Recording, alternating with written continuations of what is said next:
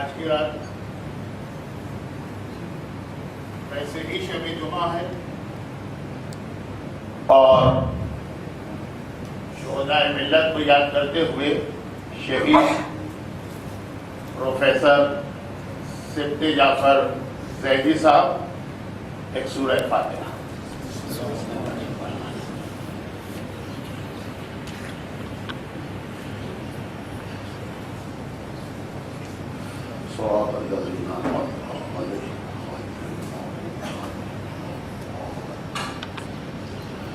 لا حول ولا قوة إلا بالله العلي العظيم.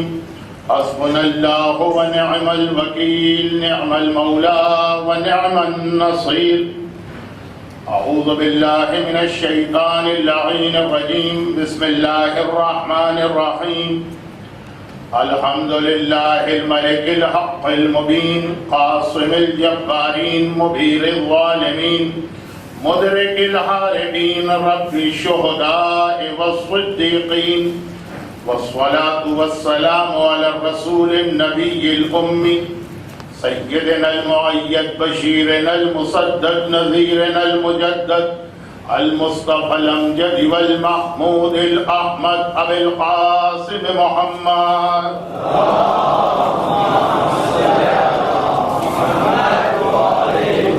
وآله الطيبين الطاهرين المعصومين المظلومين المنتجبين الميامين، سيما على بقية الله في الأرضين وحجته على العالمين الإمام المنتظر والحجة الثاني عشر. اللهم عجل فرجه وقرب زمانه وكثر أنصاره وأهلك أعداءه ولعنة الدائمة على أعدائهم أجمعين.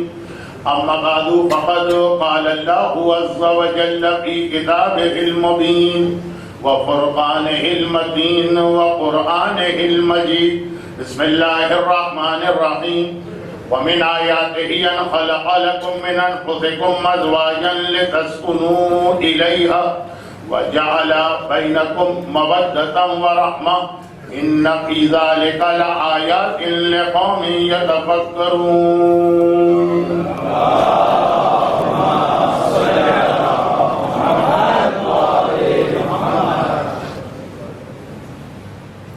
دنیا بھر میں جہاں جہاں مجھے مجلس پڑھنے کا موقع ملتا ہے اور کوئی شب جمعہ مجالس کے سلسلے میں آ جاتی تو شب جمعہ کے حوالے سے ہمارا خاص عنوان بن جاتا ہے. ہم اپنے اصل موضوع کو ایک طرف رکھ کے شب جمعہ کی ذمہ داری کو پہلے ادا کرتے ہیں، حتیٰ یہ کہ ایام اضحیٰ کا پہلا عشرہ، یہاں تک کہ اگر اس میں شب عاشور بھی ہو تب بھی شب جمعہ کا اپنا ایک خاص عنوان ہے. لیکن ایام فاطمیہ کی مناسبت سے تو شب جمعہ کا یہ جو خاص ایک پیغام اور عنوان ہے تو پورے ایام فاطمیہ کی تمام مجالس 5 دن 7 دن 10 دن کہیں کہیں 15 دن کی مجالس بھی ہوتی. تو آج کی رات ایام فاطمیہ کے حوالے سے پہلی رات بھی ہے، شب جمعہ بھی ہے. تو آج کا موضوع ذرا سا مختلف، مگر یہ اتنی تمہید میں نے اس لیے باندھی کہ مجھے یہاں کا نہیں معلوم، دنیا میں باقی سب جگہوں پہ جب میں مجالس پڑھنے کے لیے جاتا ہوں تو پتہ چلتا ہے کہ انٹرنیٹ کی وجہ سے میری اکثر مجلسیں لوگوں نے پہلے سے سنی ہوئی. مثلا یہ آپ پڑھ رہے ہیں تو ہم نے 2 سال پہلے سن لیا. اچھا یہ آپ نے پڑھا، یہ تو ہم نے 6 مہینے پہلے سن لیا. ارے یہ آپ نے پڑھا، یہ آپ نے 1 ہفتے پہلے پڑھ دیا تھا، ہم سن چکے تھے. تو اس کے نتیجے میں اب اکثر جگہوں پر جب مجھے مجالس کی دعوت آتی ہے تو میں دعوت قبول نہیں کرتا. ایک فہرست بھجوا دیتا ہوں کہ مجھے پہلی مجلس وہ پڑھنا تھی جو میں نے 4 سال پہلے فلاں جگہ پڑھی، سن لی، اور دوسری مجلس وہ پڑھنا تھی جو پچھلے ہفتے میں نے فلاں جگہ پڑھی، وہ آپ سن چکے ہیں، دوبارہ سن لی. لیکن اتنا اصرار ہوا کہ بہرحال 1 ہفتے میں آپ کی خدمت کے لیے آ گیا. ان تمام مومنین اور مومنات سے معذرت کے ساتھ جنہیں ہر چیز سنی بھی لگے گی اور جو ہر چیز کے حوالے سے کہیں گے کہ یہ تو آپ پہلے بھی پڑھ چکے ہیں. اب کہاں پڑھا؟ چاند پہ پڑھا، مریخ پہ پڑھا، سورج پہ پڑھا، کہیں اور پڑھا، اس سے ان کو غرض نہیں، آپ پہلے کبھی پڑھ چکے ہیں. اور میں جہاں پہ جس عزاخانے کی خدمت کے لیے جاتا ہوں اس کے حوالے سے اپنے ذہن میں موضوع رکھتا ہوں کہ یہاں پہ یہ بات میں پہلی دفعہ پڑھ رہا ہوں. بہرحال ان تمام مومنین سے معذرت ہو گئی. آئیے سورہ روم کی جس آیت کو سرنامہ کلام قرار دیا ہے اس کا ترجمہ اس لیے کر دیا جائے کہ ایک تو قرآن کی آیت کو سمجھنا اس کی ایک برکت، اور پھر یہ ہے کہ مجالس کا طریقہ یہی ہوتا. ورنہ یہ آیت تو اتنی مشہور ہے کہ آج کل آپ کو شادی کی جتنی دعوتیں کارڈ کی شکل میں ملتی ہیں ان سب کے اوپر یہ آیت لکھی ہوئی ہوتی ہے. عمل کوئی نہیں کرتا اس آیت پر، لیکن ہر شادی سے پہلے اس آیت کو شادی کی دعوت نامے پہ لکھنا ضروری سمجھا جاتا ہے. ترجمہ یہ ہے، اور یہ سورہ روم ہے. سورہ روم قرآن کریم کا وہ سورہ ہے جس کو اللہ نے ایک خاص حوالے سے اتنا اہم قرار دیا. قرآن کا ہر سورہ ہے، قرآن کی ہر آیت اہم، لیکن ایک خاص حوالے سے اس سورے کو اتنا اہم قرار دیا ہے کہ جو قرآن کی سالگرہ ہے، اور جس رات کو قرآن ہمیں وہ طاقت دینا چاہتا ہے جو پورا سال ہمارے کام آئے، یعنی لیلۃ القدر یا شب قدر. عمل قرآن تو ہم کرتے ہیں قرآن کو سامنے رکھ کر اور سر پہ اٹھاتے، کیونکہ اس رات کو قرآن نازل ہوا. لیکن جب تلاوت کا موقع آتا ہے تو اس رات کا خاص سورہ وہ جو باقی سارا سال کوئی نہیں پڑھتا. ہاں وہ لوگ جو پورا قرآن ختم کرتے ہیں سال میں، روزانہ ایک پارہ پڑھتے ہیں، ایک رکوع پڑھتے ہیں، بیچ میں آ گیا یہ سورہ اس لیے انہوں نے پڑھ لی. لیکن آپ بتائیے کہ کتنے لوگ آپ کو ایسے ملے جو خاص سورہ عنکبوت کبھی الگ سے پڑھا کرے. سورہ رحمان کی تلاوت کرنے والے بہت لوگ، سورہ یاسین کی تلاوت کرنے والے بہت لوگ، سورہ ملک کی تلاوت کرنے والے بہت لوگ، سورہ دہر کی تلاوت کرنے والے بہت لوگ، مگر سورہ عنکبوت، سورہ روم، سورہ دخان. اور اللہ نے قرآن کی سالگرہ کی رات کو باقی سارے سورے چھوڑ دیے. جتنا قرآن پڑھو کم ہے، لیکن خاص جو ریکمنڈیشن یا تاکید آئی ہے وہ سورہ روم کی آئی. کوئی ایسا پیغام اس سورے میں ہے کہ قرآن کی سالگرہ والی رات کو یہ پیغام سنو، یہ پورا سال تمہارے کام ہے. تو اس سورہ روم کی تفسیر آپ حضرات مجھے یقین سا کہ ماہ مبارک رمضان میں یہ خصوصاً شب قدر کے اعمال سے پہلے اعمال کروانے والے مختصر صحیح ایک تفسیر بیان کرتے ہیں، وہ آپ نے سنی ہوگی اور یاد ہوگی. اب آئیے اس کی خاص آیت. ترجمہ یہ کہ اللہ اپنی نشانیاں بتا رہا. یہ پتہ کیسے چلے کہ اس کائنات کا کوئی پیدا کرنے والا اور کوئی چلانے والا؟ عجیب بات ہے. اپنی نشانیوں میں سورج کا ذکر کیا، سمجھ میں آئے. اپنی نشانیوں میں ہواؤں کے چلنے کا ذکر کیا، سمجھ میں آئے. لیکن اپنی نشانیوں میں خدا یہ بتا رہا کہ ہم نے خلق لکم من انفسکم. اب یہ جو لفظ ہے من انفسکم، یہ ایک بہت جوک یعنی مذاق جیسے سوال کا جواب دی. خلق لکم من انفسکم ازواجا، اللہ کی نشانی یہ ہے کہ اللہ نے تمہارے لیے تمہاری بیویوں کو پیدا کیا، لائف پارٹنر. اللہ نے اپنی نشانی قرار دی. سورج نکلنا یہ اللہ کے وجود کی واحد نشانی نہیں، ہواؤں کا چلنا، فصلوں کا پیدا ہونا ہمارے لیے، غذا کا انتظام نہیں کہا تمہارے لیے اللہ کے وجود کی ایک بہت بڑی نشانی تمہاری بیویاں، شریک حیات. کیوں؟ فاطمیہ، شہزادی کونین کے ساتھ. تفصیل اس کی بات میں آئی، ابھی میں خالی ترجمہ کر رہا ہوں. لیکن ساتھ میں ایک لفظ یہ کہا کہ ہم نے تمہارا شریک حیات تم میں سے بنایا. زندگی بیوی کے ساتھ گزاری جا سکتی ہے، حوروں کے ساتھ نہیں۔ تھوڑا ٹائم پاس کرنے کے لیے یا وقت گزارنے کے لیے حور صحیح، زندگی گزارنے کے لیے حور بالکل مناسب نہیں۔ یہی روایت کا جملہ ہے کہ ایک پرہیزگار مومنہ عورت حور سے ہزاروں کیا لاکھوں درجہ زیادہ فضیلت بھی رکھتی ہے، فائدہ بھی دیتی ہے۔ اور چونکہ یہاں پہ مردوں سے زیادہ عورتیں بے چین ہوتی، مولانا جنت میں مردوں کو تو حوریں ملے گی، ہمیں کیا ملے گا؟ سوال یہ کہ آپ کو چاہیے کیا؟ پہلے آپ بتائیے کہ کیا چاہیے، پھر ہم جواب دیں گے کہ کیا ملے گا۔ لیکن قرآن نے لفظ انفسکم رکھ کر ایک پیغام یہ دیا ہے کہ زندگی گزارنے کے لیے مرد کے لیے عورت، عورت کے لیے مرد ہے، پورے نہیں۔ البتہ یہ بات بعد میں آئے گی، آج شب جمعہ کا اپنا پیغام۔ اب قرآن کہتا ہے کہ دیکھو یہ ہماری نشانی، اور یہ نشانی کس حوالے سے ہے کہ عورت نے 3 فائدے رکھے جب وہ بیوی بنتی ہے۔ یہی وجہ ہے کہ شادی کے کارڈ پر یہ آیت لکھی جاتی ہے، لیکن جیسا کہ میں نے کہا کہ اس پہ عمل کوئی نہیں کرتا۔ اب وہ 3 فائدے اپنی جگہ آئیں گے، فی الحال تو خالی آیت کا ترجمہ میں کروں، اور اس دوران جن کو آنا ہے وہ آ جائیں گے، تو پھر میرا بیان مسلسل آگے بڑھے گا، کیونکہ یہ مسلسل لوگوں کا آنا ذرا سا سلسلے کو کاٹ تو دیتا۔ کوئی بڑا عالم ہو، کوئی منجابہ خطیب ہو، اس پہ فرق نہیں پڑتا، لیکن میں اتنے سالوں کے بعد بھی نہ صرف یہ کہ طالب علم ہوں، بلکہ ذرا سا خطابت کے حوالے سے ریورس میں جا رہا ہوں۔ وَمَن نُعَمِّرْهُ نُنَكِّسْهُ۔ اس لیے میرے لیے بڑا مسئلہ ہوتا ہے کہ لوگ آتے رہتے ہیں، میری توجہ ہٹتی رہتی ہے، تو بس آیت کا ترجمہ اب اس کے بعد 15 منٹ ہو گئے، مجلس شروع ہوئے، کسی کے آنے کا امکان نہیں ہے، پھر میں اپنے موضوع پہ براہ راست آتا ہوں۔ 3 فائدے۔ وَمِنْ آيَاتِهِ خَلَقَ لَكُم مِّنْ أَنفُسِكُم، جنوں میں سے نہیں، حوروں میں سے نہیں، تم میں سے اللہ نے تمہاری زندگی کا ساتھی بنایا۔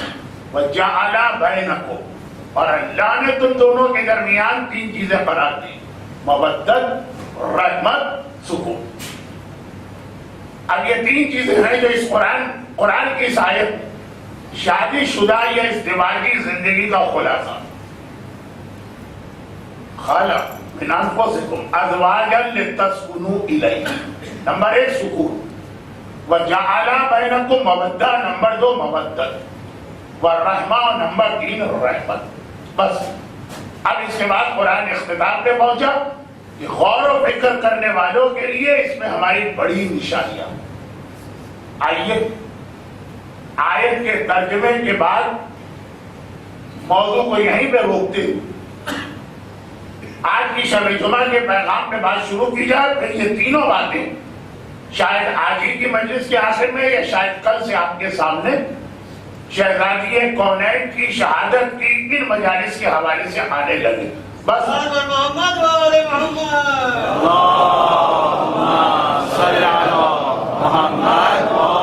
ذہن میں آئے تو خلاصہ رکھیے گا، کیونکہ ابھی آج کی مجلس میں بھی کچھ اشارے ہوں گے، سکون، رحمت، مودت۔ شب جمعہ، اگر ایک سال میں 52 شب جمعہ ہوں، 52 تو نہیں ہوتی ہیں کیونکہ اسلامی سال ذرا چھوٹا ہوتا، لیکن اگر 52 شب جمعہ ہو تو پوری 52 کی 52 شب جمعہ اسلام نے ہمارے لیے خاص کورس بنا کے رکھا۔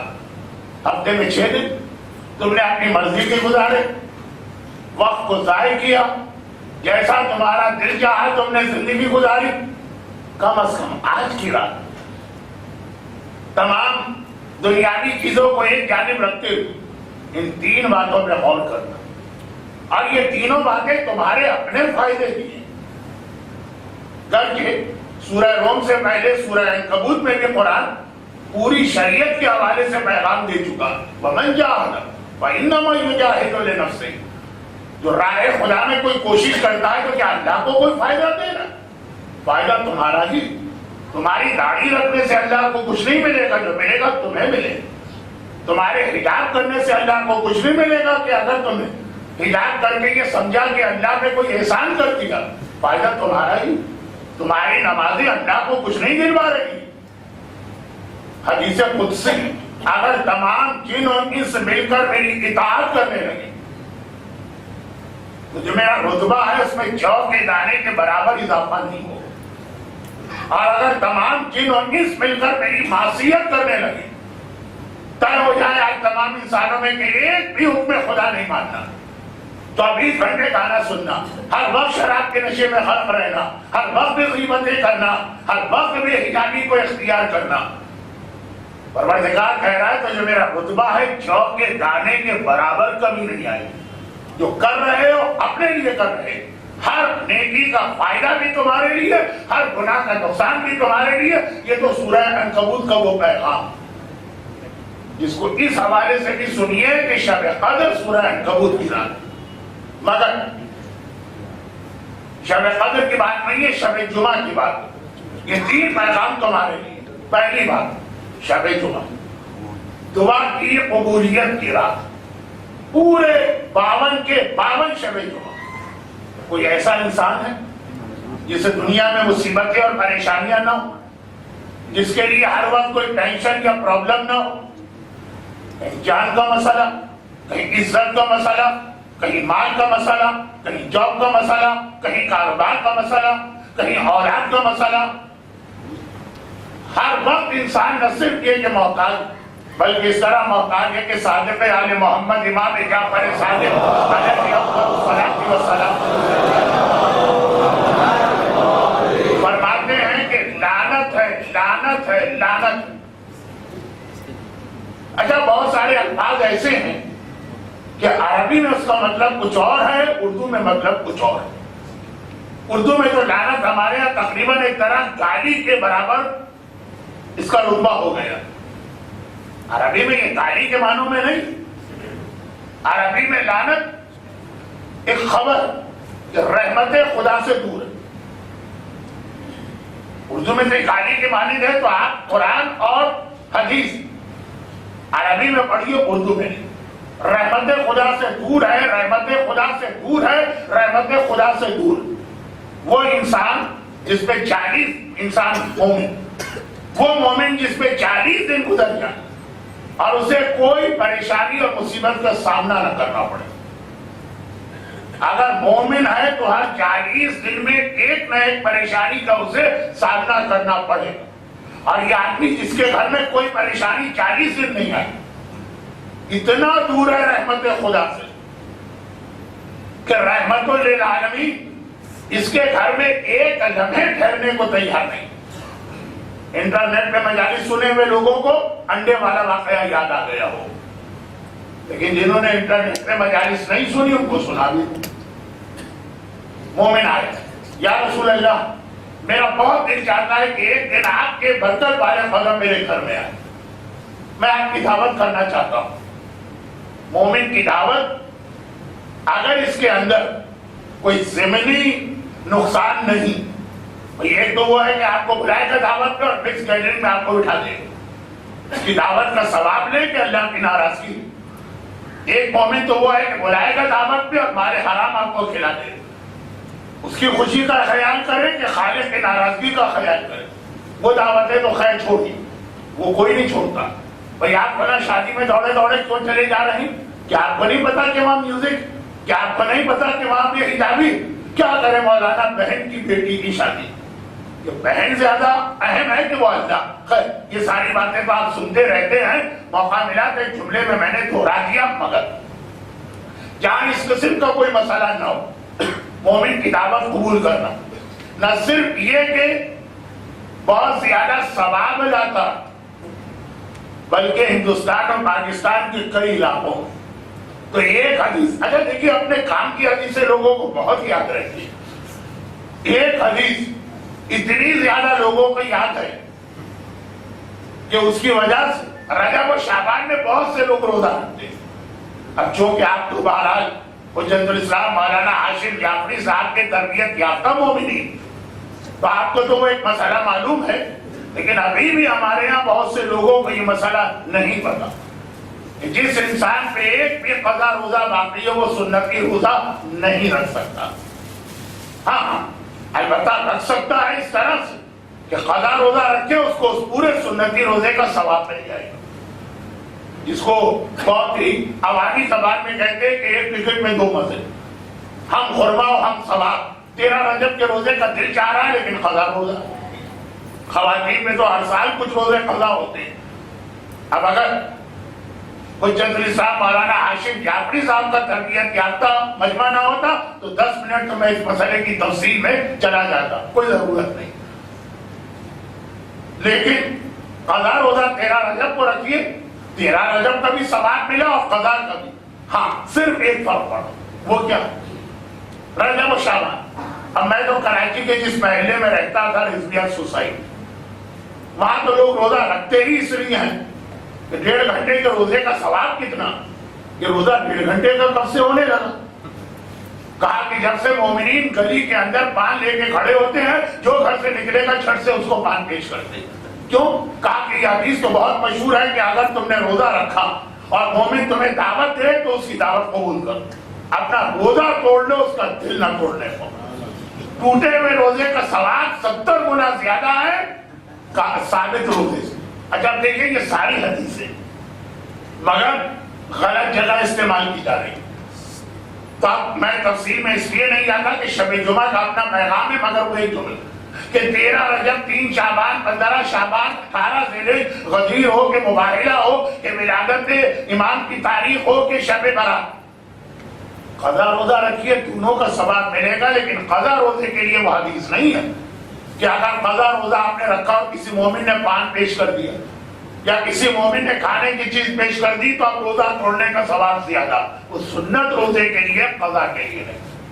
اور سنت کے لیے بھی آیت اللہ سیستانی کے الفاظ میں اگر مومن سیریس کھانے کی دعوت دے رہا، خالی روزہ توڑوانے کے لیے کوئی چیز پیش نہیں کر رہا، بس معذرت کے ساتھ کہ 2 منٹ کے لیے میں اپنے موضوع سے ہٹا واپس آیا، تو خلاصہ یہ ہے کہ مومن نے آ کے کہا یا رسول اللہ، دل چاہ رہا دعوت کرو، پیغمبر نے کہا مرضی تمہاری، کہا کہ یا رسول اللہ کل آ جائیے، نماز فجر کے بعد یہیں سے اٹھ کے میرے گھر آ جائیے۔ 3 آدمیوں میں اللہ کی لعنت، اب وہ لعنت جو ایک دفعہ میں نے بتا دیا اس کو ذہن میں رکھو، کہا 3 آدمی ایسے ہیں جن میں اللہ کی لعنت۔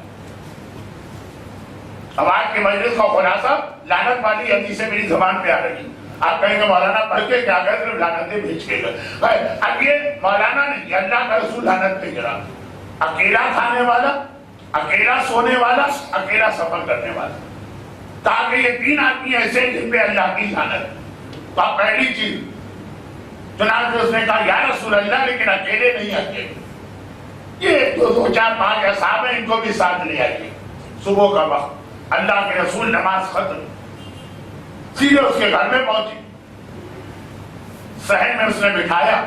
مدینے کی صبح کتنی خوشگوار ہوتی، ٹھنڈی ٹھنڈی ہوا چل رہی، سب لوگ صحن میں بیٹھے اور وہ بیچارہ ناشتے کے انتظام میں لگا ہوا، گھر میں جانور پالے، وہ بھی حدیث، اپنے گھر میں جانور پالو تاکہ جو اس کائنات میں شر کی طاقتیں ہیں، جن وغیرہ، وہ اگر تمہارے گھر آئے تو تمہارے بچوں کے بدلے تمہارے جانوروں سے کھیلنے لگے۔ خیر اب یہ تو بہت ساری باتیں نکلتی رہیں گی، گھر میں جانور پلے، مرغی، صبح کا وقت مرغی اڑی، دیوار پہ جا کے بیٹھی۔ پہلے زمانے کی دیواریں چھوٹی ہوتی، حدیث میں آخری زمانے کی ایک پہچان بھی یہ بتائی گئی ہے، لیکن آخری زمانہ اگرچہ شب جمعہ کی مجلس میں 5 منٹ کے لیے آئے گا لیکن اپنے وقت پر، ابھی چھوڑ دیں۔ مرغی اڑی، دیوار پہ بیٹھی اور انڈا دیا، انڈا گرنے لگا۔ ایک عام سی بات، ایسے واقعات پیش آتے ہیں، مگر اتفاق سے دیوار پہ 2 کیلیں اس طرح سے لگی، یہ انڈا گرتے گرتے 2 کیلوں کے بیچ میں پھنس کے رک گئے اور ٹوٹنے سے بچ گئے۔ اب ایسے واقعات پیش آتے ہیں لیکن پھر بھی ایک نئی بات تو ہوتی، سارے اصحاب رسول ایک دوسرے کو حیرت سے دیکھ کے کہنے لگے کہ واہ، دیکھا کیسا اتفاق ہوا کہ کس طرح سے یہ 2 کیلے ہیں جس کے بیچ میں انڈا رک گئے۔ اتنی دیر میں وہ گھر والا باہر آ گیا، کمرے سے نکلتے سہی اور اپنے ساتھ ناشتے کا سامان، گرم گرم حلوہ پوری، جو بھی اس زمانے کی حلوہ پوری ہوتی ہوگی وہ اس کے ہاتھ میں ہے۔ کہا یا رسول اللہ یہ لوگ تو خالی ایک چھوٹے سے واقعے کو دیکھ کے حیران ہو، اگر میں انہیں اپنی زندگی بتاؤں تو شاید یہ مجھے جھوٹا سمجھے. کیا ہے بھائی تمہاری زندگی؟ کہا کہ جب سے میں نے ہوش سنبھالا ہے ایک بار بھی میرا نقصان نہیں ہوا، حتی اگر ایک پیسے کی چیز بھی ہو اور لگ رہا ہو کہ نقصان ہونے والا، آخر میں اللہ مجھے اس طرح سے بچا لیتا. ایک انڈا ٹوٹنے کا نقصان بھی مجھے آج تک نہیں ہوا. آتا بھی ہے نقصان میری جانب، میرے گھر کی جانب، لیکن عین وقت پہ اللہ کی رحمت بچ گیا میں نقصان سے. اچھا وہ تو اپنے فضائل اور تفصیل سے بتا رہا. اللہ کے رسول کھڑے ہوئے اور گھر سے باہر جانے لگے. گھبرا کے کہا یا رسول اللہ کہاں تشریف لے جا رہے ہیں؟ جواب دیا کہ اس جگہ میرا بیٹھنا مناسب نہیں ہے جہاں سے اللہ اتنا ناراض ہے کہ اپنی ذرا سی رحمت بھی وہاں نہیں بھیج رہا. وہ گھبرا گئے. یا رسول اللہ کیا ابھی جبرائیل نے آ کے یہ بتایا؟ کیونکہ کل تو آپ نے دعوت قبول کر لی تھی. کہا کہ نہیں تو نے بتایا. یا رسول اللہ میں نے کب بتایا؟ میں تو اپنے گھر پہ اللہ کی رحمت بتا رہا ہوں اور آپ کہہ رہے ہیں کہ اللہ کی ذرا سی رحمت بھی یہاں نہیں. کہا کہ تفصیل تو بتا رہا. جس بندہ مومن کے مال اور جان اور اولاد پہ ذرا سا نقصان نہ آنے پائے سمجھ لو کہ اللہ اس سے ناراض ہے. جس سے اللہ راضی ہوگا 40 دن میں کم سے کم ایک مرتبہ اسے کوئی نہ کوئی مصیبت و پریشانی کا سامنا کرنا پڑے گا. جملہ ہے، حدیث کا وقت نہیں ہے کہ میں پوری حدیث پڑھوں. اللہ کافروں اور انکار کرنے والوں کا امتحان لیتا ہے، انہیں نعمتیں دے گا. وہ نماز چھوڑیں گے ان کی دولت اور بڑھ جائے، وہ حجاب چھوڑیں گے ان کا پیسہ اور بڑھ جائے، وہ گانے بجانے کی محفلیں سجائیں گے ان کی برکتوں میں فضائل اور اضافہ ہوگا. اور مومن کا امتحان اللہ لیتا ہے، نعمتیں واپس نہیں. لیکن یہ بالکل الگ موضوع بن رہا ہے، میں یہاں پہ رکتا ہوں اور یہ عرض کرتا ہوں کہ جتنا جس کا رتبہ ہے اس کے اوپر امتحان آئے گا، لیکن چھوٹے سے چھوٹے مومن کو 40 دن میں ایک بار تو پریشانی کا سامنا کرنا. میں دنیا کے مشرق نیوزی لینڈ سے لے کے دنیا کے مغرب، لاس اینجلس اور سیاٹل اور وینکوور تک کی ساری دنیا دیکھ کر یہ آپ کے سامنے ایک حقیقت پیش کر رہا ہوں کہ اس وقت دنیا میں جہاں بھی جائیں صاحبان ایمان ہر جگہ پریشانی، صاحبان ایمان ہر جگہ مصیبتوں، کسی کو ذہنی پریشانی، کسی کو جسمانی پریشانی. رو رہے ہیں امریکہ میں لوگ، جاب نہیں، کاروبار نہیں. اب ایک دو لفظ میں ایسے استعمال کر رہا ہوں کہ آپ اس سے بہتر جانتے ہیں. ہر چیز مورگیج پہ ہے، اس کے قسطیں ادا کرنا مشکل ہو رہا، پاگل ہوئے جا رہے لوگ. صاحب ایمان اگرچہ آخری زمانے کی ایک نشانی یہ بھی، مگر وہ آخری زمانے کو بلال میں نے اس موضوع کو روکا ہوا دنیا پر. البتہ جتنی بڑی پریشانی آتی اتنا بڑا اللہ اس کا اجر و ثواب بھی دیتا.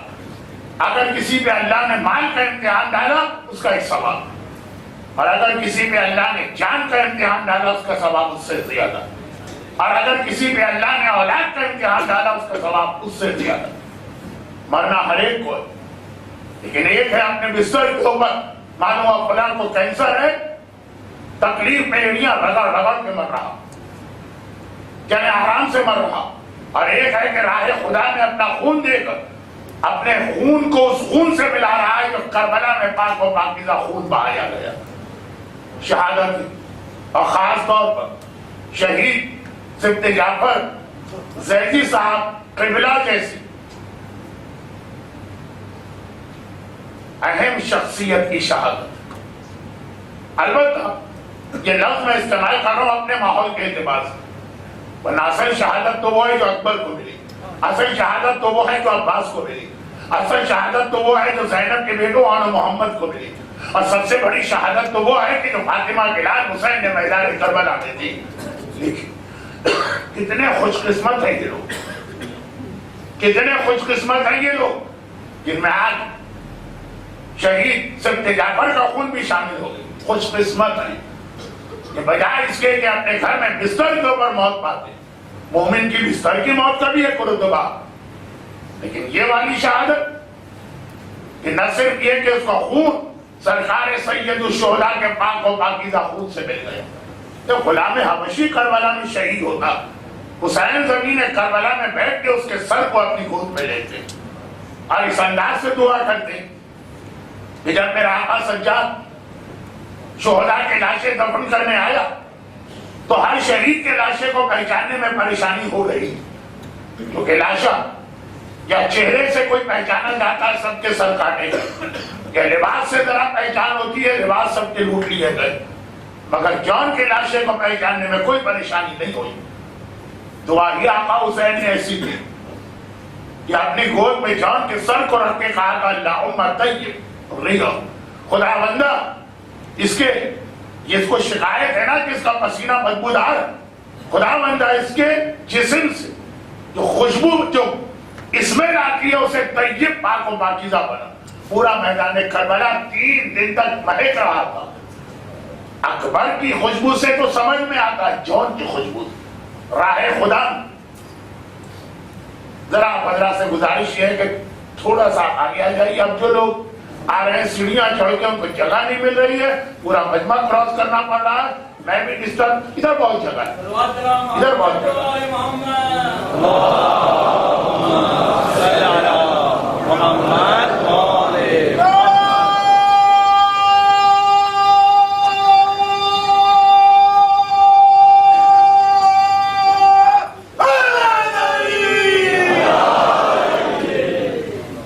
شہداء کا پاک و پاکیزہ ہو، یہ خون کے حوالے سے ہی بات نہیں، ہمارا ایک عقیدہ، اسے عقیدہ رجب کہتے ہیں، جو شب جمعہ کا تیسرا موضوع ہے کہ ہر وہ شخص جس نے راہ خدا میں اپنی جان دی ہے شہادت کے رتبے کو پایا جب آقا حسین واپس آئیں اور یقیناً آئیں گے اور ضرور آئیں گے۔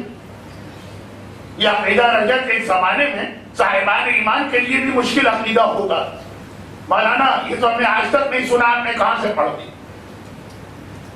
میں نے کہا میں نے تو آپ سے سن کے پڑھا۔ ہم سے سن کے پڑھا؟ ارے ہم تو اعتراض کر رہے ہیں کہ ہم نے آج تک نہیں سنا۔ میں نے کہا نہیں، ابھی تھوڑی دیر پہلے آپ ہی تو کھڑے ہوئے امام باڑے میں زیارت وارثہ پڑھ رہے، اور وہ زیارت وارثہ میں اتنے زوردار طریقے سے کہہ رہے وَأُشْهِدُ اللَّهَ وَمَلَائِكَتَهُ وَأَنْبِيَاءَهُ وَرُسُلَهُ کہ اگر آدمی یہ جملہ اردو میں پڑھے تو اس کا بدن کانپ اٹھتا ہے کہ میں کیا کہہ رہا ہوں۔ میں اللہ کو گواہ بنا رہا ہوں، میں تمام ملائکہ کو گواہ بنا رہا ہوں، میں 1,24,000 انبیاء و مرسلین کو گواہ بنا رہا ہوں، بدن کانپ اٹھتا۔ اتنے بڑے بڑے گواہ میں کس چیز پہ لا رہا ہوں؟ اَنِّ بِكُم مُؤْمِنٌ، اے آقا حسین مجھے آپ پر ایمان، وَبِإِيَابِكُم مُؤْمِنٌ۔ اتنی ابھی تو آپ کو یہاں رہ کے آ گئی حیات مانے واپسی، اور مجھے آپ کی واپسی پہ موقن یقین کامل ہے۔ اے مومن، ہر شب جمعہ جب تو زیارت وارثہ پڑھتا ہے تو اپنی زبان سے یہ عقیدہ ظاہر کرتا۔ فی الحال اس عقیدے پہ بات نہیں ہو رہی، فی الحال بات یہ ہو رہی کہ جب آقا حسین آئیں گے تو اکیلے نہیں آئیں گے، کربلا کے شہید ساتھ ہوں گے۔ نہیں، خالی کربلا کے شہید ساتھ نہیں ہوں گے، 61 ہجری سے لے کے 1434 ہجرہ کے اس جماعت اولا تک اب تک جن کو شہادتیں ملی، اور آج سے لے کے ظہور امام زمانہ تک مزید جن کو شہادتیں ملیں گی،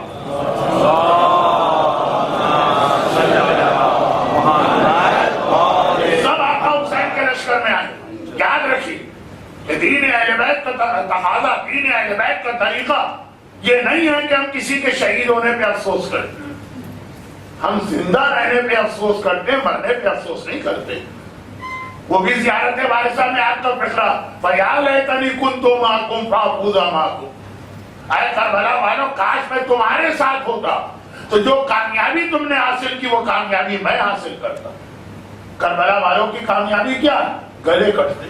کربلا والوں کی کامیابی کیا؟ کٹے ہوئے سر ہو کے نیزہ پہ بلند ہو۔ کربلا والوں کی کامیابی کیا؟ لاشوں کی پامالی کا انتظام کیا جاتا۔ تو ہم تو افسوس کرتے ہیں کہ ہمیں یہ کیوں موقع نہ ملا۔ ہمارے دین، ہمارے مذہب کا مزاج یہ نہیں ہے کوئی مر گیا تو ہم کہیں کہ بہت برا ہوا، اور کوئی بچ گیا تو ہم کہیں کہ بہت اچھا ہوا۔ ہم بچنے والے پہ افسوس کرتے ہیں، مرنے والے پہ فخر کرتے ہیں۔ کاش ہم بھی ایسے ہو. شہید سبت جعفر زید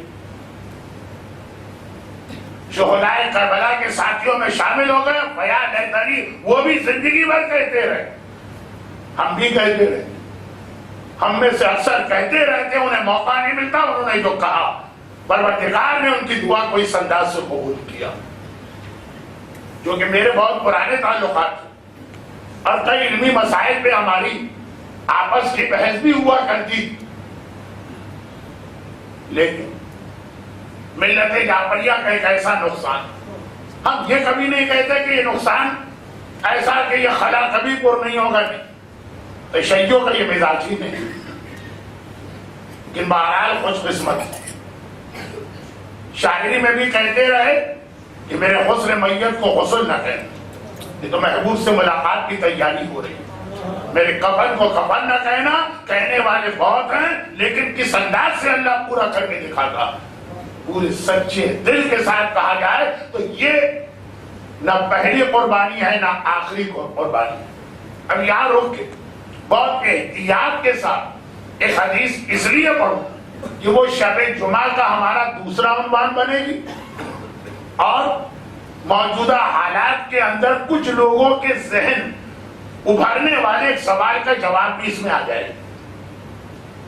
جو کہ آج مجھے شہید سبت جعفر صاحب کا بھی تھوڑا ذکر کرنا تھا. بظاہر آپ کو مجلس میں ایسا لگا ہوگا کہ ترتیب بنی اور ٹوٹی, لیکن وہ اس مجبوری کی وجہ سے. لیکن یہ ساری باتیں پھر واپس اصل موضوع پہ آ رہی ہیں. بغداد شہر تعمیر ہو رہا.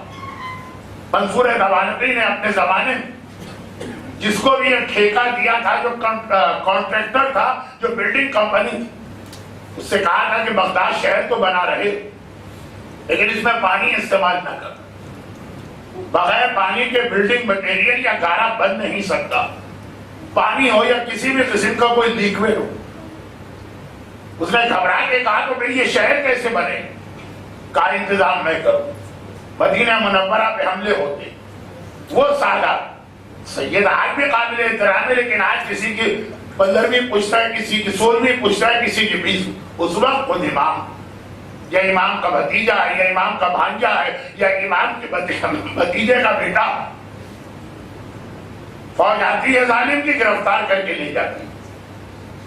ٹھیکیدار کو یا بلڈر کو دیے جاتے ہیں نوجوان, گردنیں کاٹو, ان کا خون کنٹینر یا بالٹیوں میں جمع کرو, اس سے بغداد بناؤ. شہر مدینہ رات کا وقت ہے, بنی ہاشم کے نوجوان کفن پہن کے امام کے گھر میں آتے ہیں, اور کہا فرزند رسول مرنا تو ہر صورت میں, تو ہم اس طرح سے کیوں مرے؟ آپ ہمیں اجازت دیجیے تلوار نکال 10 کو مار کے مرے. امام نے کہا ٹھہر دو, یہ وقت اس کے لیے مناسب نہیں. مولا تو پھر یہ جو اتنے سادات کا خون بہایا جا رہا, کہا کہ اللہ اس کا انتقام لے گا. جو شہر ان سادات کے خون سے بنا ہے وہ شہر تباہ ہو کے رہے. مولا کب؟ کہا جب میرا وہ بیٹا آئے گا جس سے اللہ ہر خون ناحق کا انتقام لینے کے لیے رکھا. اس کا کام ہی یہی ہے.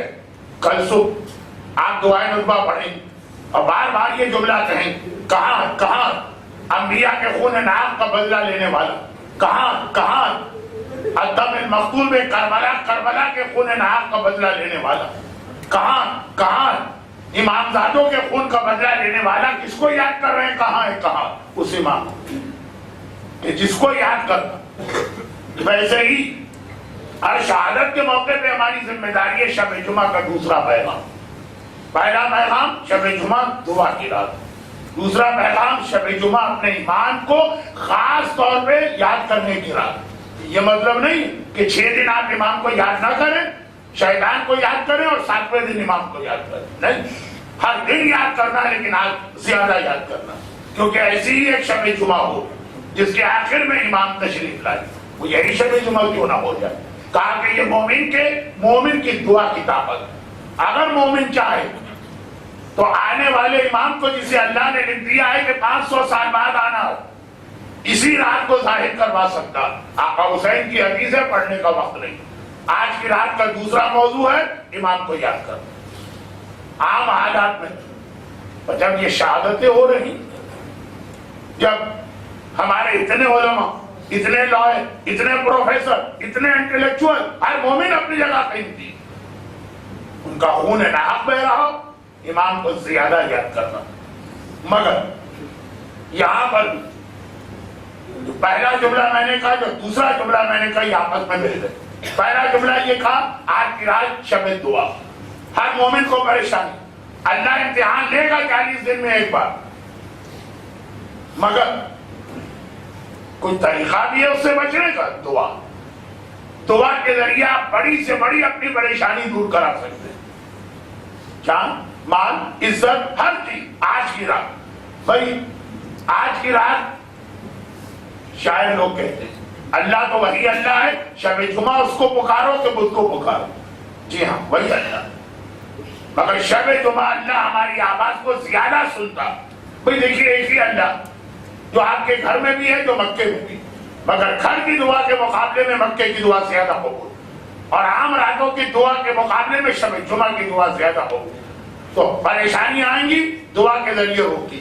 اور دوسرا پیغام آج کا ہے امام کو یاد کرنا، مگر یہ دونوں چیزیں مل گئی۔ اب میں ایک ایسا چھوٹا سا واقعہ بیان کر رہا ہوں جو ہے تو حدیث، مگر جب بھی میں اس کو پڑھتا ہوں حدیث سے زیادہ یہ جوک لگتا۔ اس کے اندر یہ پہلی دو باتیں جمع۔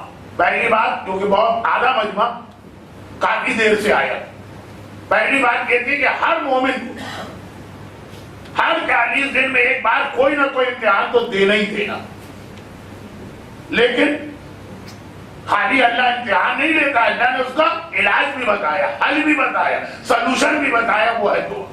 دوسری بات، آج کی رات خاص اپنے زمانے کے امام کو یاد کرنے کی رات، خصوصیت کے ساتھ جب ایسے حالات و واقعات پڑھتے ہیں، مگر اس کے علاوہ ایک خاص وجہ کو بھی، پہلی وجہ کو ذہن میں رکھیے تو اور سمجھ میں آئے گا موضوع۔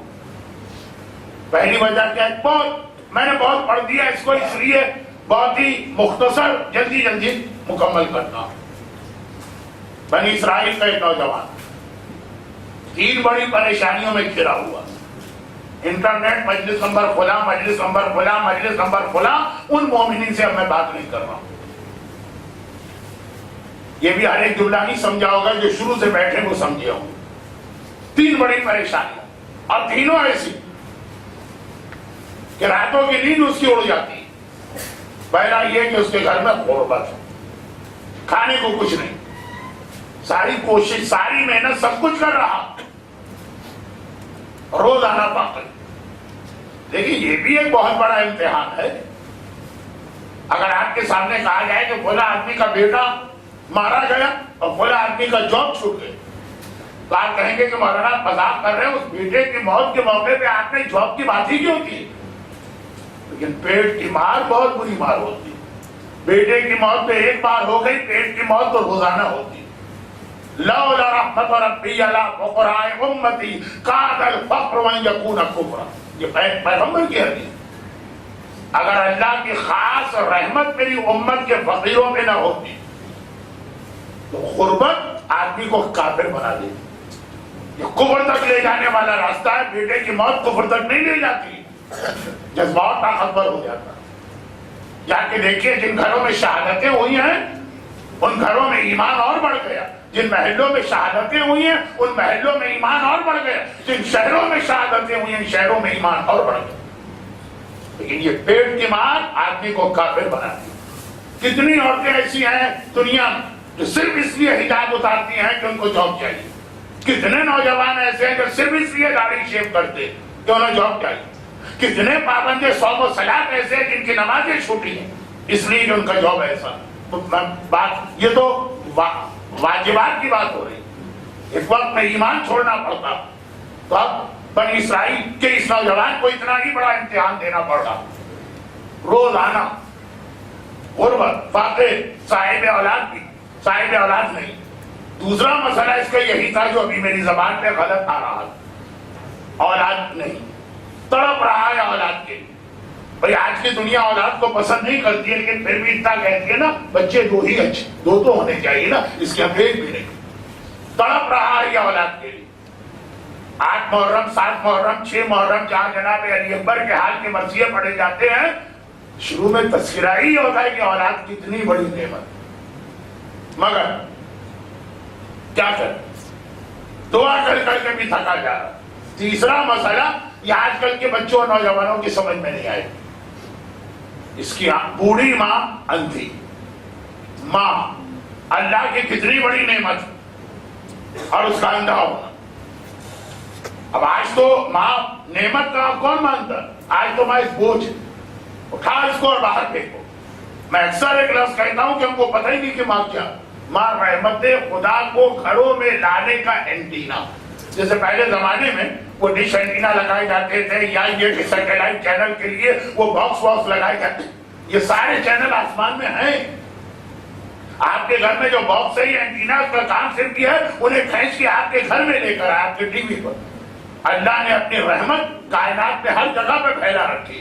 एक चीज हमारे घर में एक रिसीवर होना चाहिए जो उस रहमत खुदा को खींच के आपके घर में उतारे, और उस एंटीना का, उस रिसीवर का नाम है माँ। जिन्हें पता है कि माँ क्या, उन्हें मालूम है कि आपके घर में आपकी माँ नहीं बैठी है, आपके घर में रहमत खुदा को खींच के लाने वाला आला एक रिसीवर मौजूद है।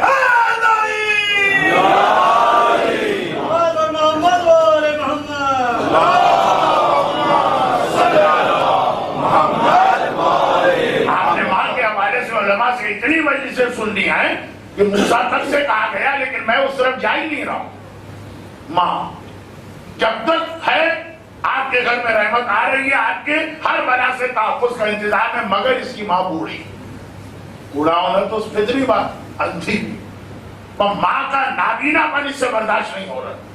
दुआ कर कर थका जा रहा, मगर पहला पैगाम दुआ का था। तो आज अच्छा एक बात और बता दूं कि बहरहाल कुछ ऐसा इत्तेफाक हुआ कि नौरोज एक दिन पहले गुजर चुका था, वरना कबूलियत दुआ के लिए वो वक्त जो नौरोज का टाइम होता है, कि मसलन अगर टाइम हो कि 2:02 पे नौरोज का वक्त है, वो कबूलियत दुआ का बेहतरीन वक्त होता। अब मैं तो यहाँ आया एक दिन बाद, लेकिन आइंदा याद रखिएगा जो दुआ आपके एतबार से बिल्कुल नामुमकिन उस टाइम पे मांगिएगा। अभी तो मैं अपना मौजू मुकम्मल कर दुआ। उसका उसूल यह है कि तुम कभी ये मत देखो कि दुआ कबूल हो रही है कि नहीं। तुम्हारा काम है मांगना, देना उसका काम है, तुम अपना काम किए जाओ, उसका काम उस पर छोड़ दो। ये 3 दुआएं कर करके ज़बानें खिस गई। वो 2 मिनट का वाकया था, 5-7 मिनट कैसे लग गए, जल्दी से मुकम्मल करो। नतीजा ये निकला कि नबी खुदा ने इसको बुलाया, यह हदीस है वाकई, और कहा कि अल्लाह ने मुझे पैगाम दिया है तेरे बारे में। इतनी इतनी इतनी इतनी दुआएं तूने मांगी कि अगर के तेरी तकदीर में ये लिखा था, बुक ऑफ फेट लौहे महफूज, कि तेरी ये तीनों दुआएं पूरी नहीं होंगी, यानी अल्लाह ये तीनों इम्तिहान तेरे आखिर वक्त तक लेगा, लेकिन इतना तूने अल्लाह के दरवाजे को खटखटाया। ये एक और हदीस, उस फकीर की तरह से अल्लाह से मांगो जो तुम्हारे दरवाजे पे चिमट के बैठ जाता, नॉक नॉक नॉक, बैल बैल बैल, यहाँ तक के बाद औकात दिल नहीं जाता है, आदमी आजिज़ आके दरवाजा खोल देता। गैरतमंद फकीर जो है भूखों मरेगा, फकीर के लिए तो बेगैरत बनना पड़ता। जितनी दफा धुतकारा जाओ, 3 बार पलट के वापस जाओ तो कुछ ले मरो। कर यही अल्लाह के यहाँ बंदा मोमिन की मिसाल है, मांगो मांगो मांगो मांग। तो अल्लाह ने आके तुम्हारी इतनी दुआएं देखकर तुम्हारी तकदीर जरा सी बदल दी। अब 3 दुआएं तो बहुत ज्यादा है, तुम्हारी एक दुआ कबूल हो, ये तुम्हारी मर्जी है, जो दुआ चाहे। या नबी खुदा मेरे लिए तो तीनों मसले हैं, एक दिन दीजिए सोचने के लिए। आ जाओ, पूरा दिन और रात सोचा, अगले दिन आए, कहा या नबी खुदा मैंने फैसला कर लिया, लेकिन पहले आप तस्दीक कीजिए, एक दुआ तो अल्लाह मेरी कबूल करेगा ना। कहा कि हाँ, मैं नबी खुदा तुझसे वादा कर रहा हूं, एक दुआ मेरी कबूल हो। तो कहा या नबी खुदा मैं एक दुआ ये मांगता हूं कि मेरी माँ मेरे बेटे को सोने के बर्तनों में खाना खाते थे। या नबी खुदा मैंने कितनी दुआएं मांगी, एक दुआ मांगी, मेरी माँ मेरे बेटे को سونے کے برتنوں میں کھانا کھاتے دیکھے دعا ایک، مگر کتنی چالاکی والی دعا، یہ ایک دعا میں تینوں دعائیں پوری ہو گئی۔ میری ماں دیکھے، آنکھیں آئیں گی، بینائی آئے گی تو دیکھے گی نا، تو پہلا مسئلہ بھی ہے بیٹے کو دیکھے، بیٹا پیدا ہوگا تو دیکھے گی نا، اولاد کا مسئلہ بھی ہے۔ سونے کے برتنوں میں کھاتے پیتے دیکھے، گھر میں اتنی دولت آئے گی تب سونے کے برتن خریدے جائیں گے نا۔ یا نبی خدا میری دعا تو ایک ہی ہے نا، تھی بڑی چالاکی کی دعا لیکن اتنا بھول پن والی چالاکی تھی کہ نبی خدا بھی مسکرائے، کہا اللہ نے ابھی مجھے پیغام دیا کہ تیری یہ دعا قبول ہوگی۔ اب یہاں اس سے پہلے کہ میں آپ کو نتیجے پہ لے جاؤں، میں آپ کو لطیفے سنانے نہیں آیا، موضوع تھا یہ اس کی دکھ کیا تھی آج کی مجلس میں، اس سے پہلے ایک چھوٹی سی بات عرض کروں، اور وہ یہ کہ ہو سکتا ہے کوئی صاحب اس مجمع میں اٹھے اور کہیں کہ مولانا یہ تو حرام دعا اس نے مانگی، سونے کے برتنوں میں کھانا پینا حرام ہے، یہ دعا کیا تھی اور خدا نے قبول کیسے کی؟ تو بہت چھوٹی سی ایک بات عرض کروں، میرے پاس ٹائم نہیں ہوتا ہے اس قسم کی چیزیں سمجھانے کا، لیکن مجھے یہ بھی معلوم ہے کہ مجمع بھی بڑا ہوشیار بیٹھتا، بگ گیم ہنٹر خطیب اعظم مرحوم مولانا غلام عسکری صاحب بانی تنظیم المکاتب اکثر ایک جملہ کہا کرتے، دنیا میں مختلف قسم کے شکاری ہوتے، کوئی چڑیا کا شکار کرے، کوئی بٹیر کا شکار کرے، کوئی چکور کا شکار کرے، کوئی ہرن کا شکار کرے، کچھ لوگ مچھلی کا بھی شکار کرتے۔ ہم بھی حیران ہے صبح سے شام تک بیٹھے ہی کر کیا رہے، خیر وہ کرتے ہوں گے، لیکن اصل شکاری مانے جاتے بگ گیم ہنٹر، جو افریقہ کے 4 بڑے جانور، ہاتھی، شیر، گینڈا اور افریقہ کا جو خاص جنگلی بھینسا ہے، لیکن آج کل ان کی شکار کی پابندی ہے دنیا بھر کے قوانین میں۔ میں تو صرف ایک بات کہہ رہا ہوں، یہ بڑے شکار مرحوم کہا کرتے تھے نہیں، اس سے بھی بڑا شکاری ہوتا، یہ ہوتا مولانا کا شکار، جو مجلس میں آ کے 1 گھنٹہ صرف اس لیے بیٹھتا کہ مجلس پڑھنے والا غیر معصوم، کہیں ایک جگہ تو سلپ آف ٹنگ ہو جائے گی، زبان سے کوئی لفظ غلط نکل آئے گا، کوئی بے خیالی میں کوئی غلط، تو کہیں اسے ایک مرتبہ جھپٹا مارا، پکڑ لیا، یہ آئے مولانا میرے قبضے میں۔ 59 منٹ مولانا نے کیا پڑھا، اس کو اس سے کوئی غلط نہیں، یہ 30 سیکنڈ میں جو ذرا غلطی ہو گئی، اب پورا دن پوری رات، اور آج کل تو انٹرنیٹ اور یوٹیوب اور پتہ نہیں کیا کیا، فیس بک اور ٹویٹر، پوری دنیا میں خبر پھیل گئی، وہ یہ پڑھ کے گئے۔ تو اس لیے میں نے کہا کہ میں ذرا سا رک کے بات کروں، اور وہ یہ جو کہ پاکستان کے ایک بہت ہی مشہور گلوکار سے کراچی کا ایک علاقہ سوسائٹی، وہاں کی ایک مجلس کے بعد میری بحث بھی، کیا مولانا آپ نے لگا رکھا ہے کھانا حرام، کھانا حرام، کھانا حرام؟ جب رسول خدا مدینے پہنچے تھے، مدینے کی بچیاں گانا گا رہے تھے، رسول نے ان کا گانا سنا، کچھ نہ بولے، آپ تو نہیں بولنے والے۔ تو اس لیے میں ایک بات بہت مختصر ہی عرض کر رہا ہوں، گرچہ مجھے احساس بھی ہے کہ حجت الاسلام مولانا عاشق جعفری صاحب جس مجمع کی اتنے سالوں سے خدمت کر رہے ہیں، وہاں کے بچے کو یہ چیزیں پتا ہوں گی، لیکن میری اپنی بھی ایک ذمہ داری صرف ایک بات، اور وہ یہ ہے کہ ماقبل کے انبیاء کی شریعتوں میں کئی چیزیں ایسی تھی جو جائز تھی اور اسلام میں حرام، اور کئی چیزیں ایسی تھی جو اسلام میں جائز ہیں وہاں پہ حرام۔ تو ایک بات جب انبیاء کے واقعات پڑھا کریں، ابراہیم کا واقعہ، نوح کا واقعہ، موسیٰ کا واقعہ، اور سلیمان کا واقعہ، یوسف کا واقعہ، داؤد کا، تو ذہن میں ایک بات رکھیے گا کہ کئی چیزیں ان کی شریعت میں جائز ہیں، ہو سکتا ہے سونے چاندی کا برتن بھی اس میں، جو آج جو ہے پیغمبر کی شریعت میں حرام، بلکہ جملہ پورا رسول کی شریعت میں بھی کئی چیزیں ایسی جو شروع کے کئی سالوں میں جائز تھی اور بعد میں حرام ہوئی ہے۔ چنانچہ پیغمبر کی زندگی کا بھی کوئی واقعہ جب پڑھے تو پہلے یہ کنفرم کر لیجیے کہ پیغمبر نے مرتے دم تک اس چیز کو پھر بدلا نہیں۔ ہو سکتا ہے کہ شروع میں کھانے کی اجازت ہو اور بعد میں وہ حرام ہوا، یعنی جو چل رہا ہے معاشرہ، شراب چل رہی تھی، پیغمبر نے زبان سے کچھ نہیں کہا، ایک وقت میں حرام ہوا۔ تو خیر یہ تو میں نے صرف وہ جو بگ گیم ہنٹر ہے نا ان سے بچنے کے لیے جملہ کہہ دیا۔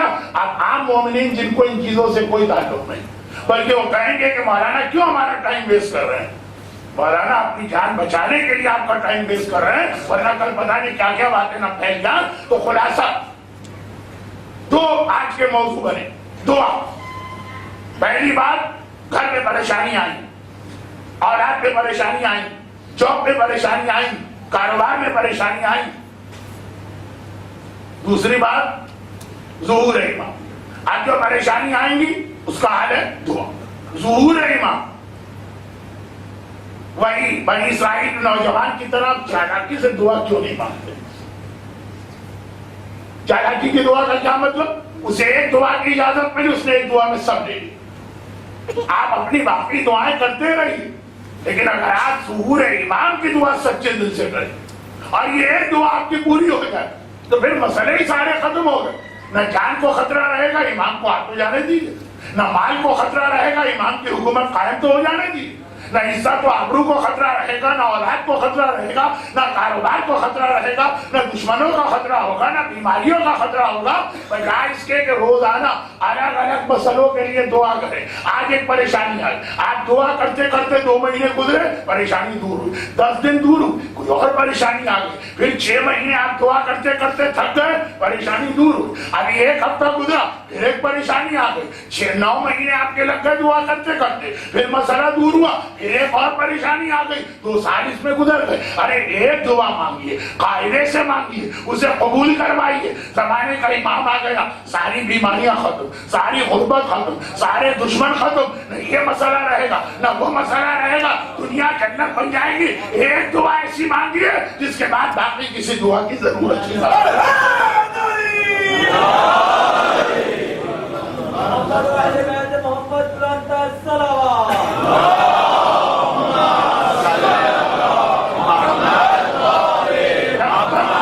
زمانے کا امام نہیں آتا اس وقت تک آپ کے مسئلے اور جو مسئلے ہیں اس کے لیے الگ دعائیں کا سلسلہ جاری رکھیے. مگر سب سے اہم دعا وہ آپ بنائیے ظہور ایمان کو کہ اگر یہ ایک دعا پوری ہو گئی تو باقی ساری دعائیں پوری ہو گئی. ایک دعا میں ساری دعائیں آ جائیں گی.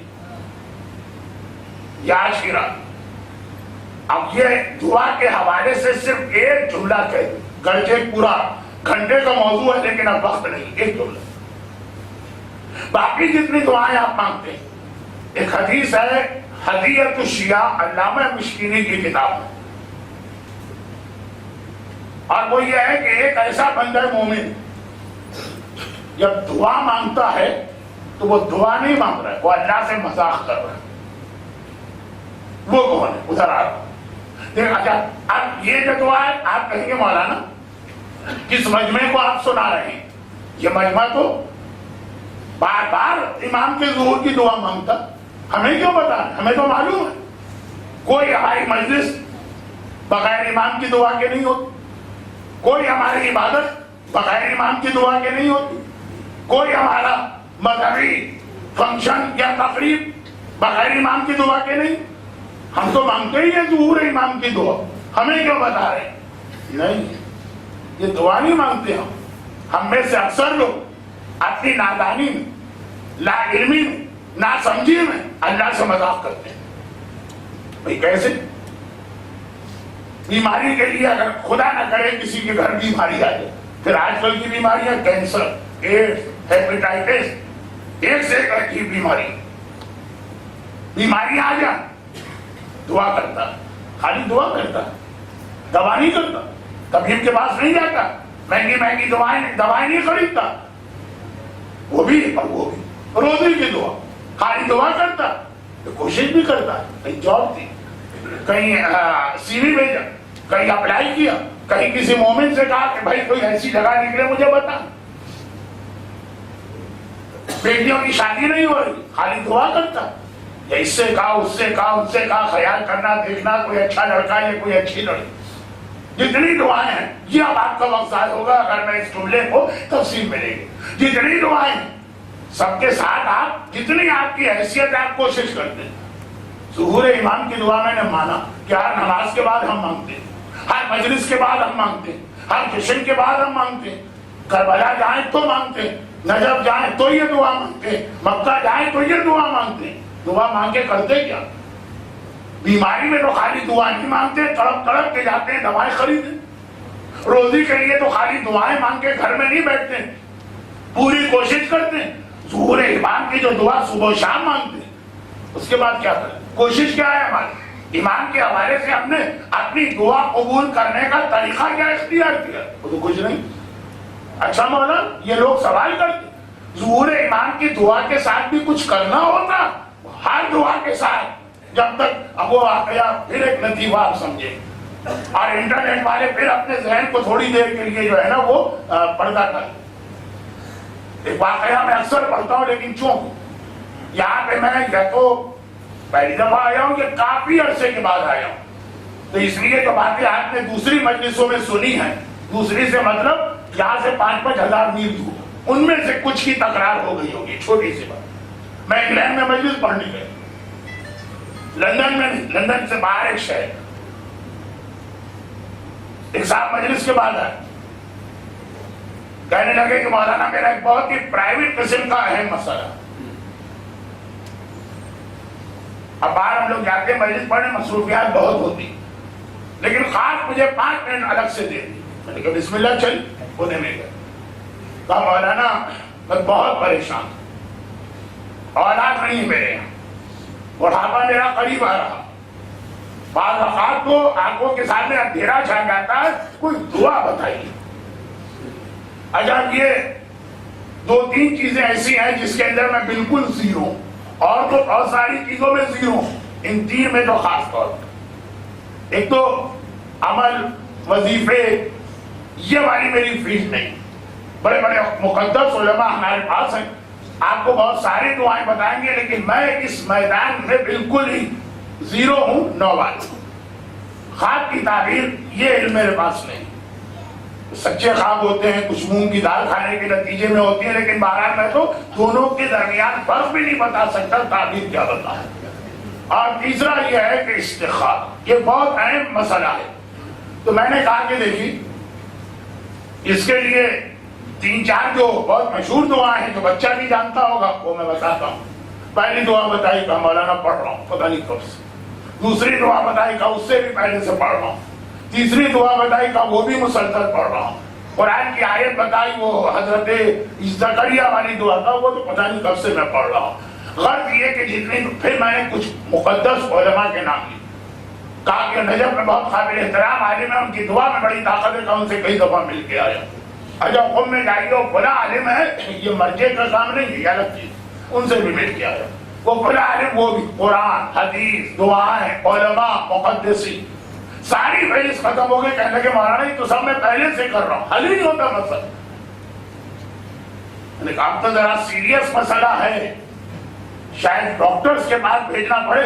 یہ بتائیے کہ آپ کی شادی کو کتنا عرصہ ہوا؟ حیران ہو گئے. مولانا مذاق کرتے ہیں، ابھی تو میں نے شادی نہیں کی. آپ نے شادی نہیں کی اور آپ اولاد کے لیے پریشان ہو، میرا دماغ کھا رہے. مجھے تو غصہ آ گیا، میں سمجھا کہ واقعی یہ مجھ سے میرا مذاق اڑانے آئے ہوئے. میں نے کہا کہ آپ کیا میرا ٹائم اتنا ویسٹ کیا آپ نے، شادی نہیں کی اور کہہ رہے کہ اولاد نہیں ہوتی. آپ مولانا لوگ ممبر سے کچھ پڑھتے ہیں، آپ کا عقیدہ کچھ ہوتا. کیا آپ نے ممبر سے نہیں پڑھا کہ جناب مریم کو اللہ نے بغیر شادی کی اولاد دی تھی، تو اللہ قادر مطلق ہے؟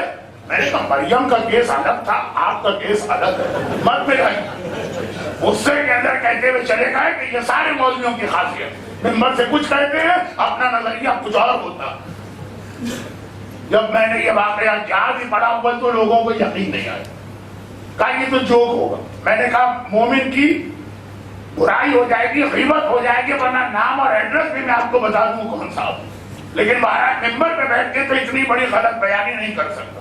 لیکن پھر میں نے ان سے کہا کہ بھائی آپ اتنی تحقیق کیوں کر رہے ہیں کہ مولانا یہ واقعہ ہو ہی نہیں سکتا. کہنے کہ اتنا بے وقوف اور بدھو کون ہوگا، شادی نہ کرے اور اولاد کے لیے تڑپے. میں نے کہا اپنے بارے میں کیا خیال ہے؟ امام زمانہ کے لیے کوشش تو آج تک نہیں کی ہے اور ظہور امام کے لیے تڑپے جا رہے ہیں. جب اپنی بات آتی ہے تو لوگ کہتے ہیں مولانا یہ تو الگ مسئلہ، کوئی الگ مسئلہ نہیں.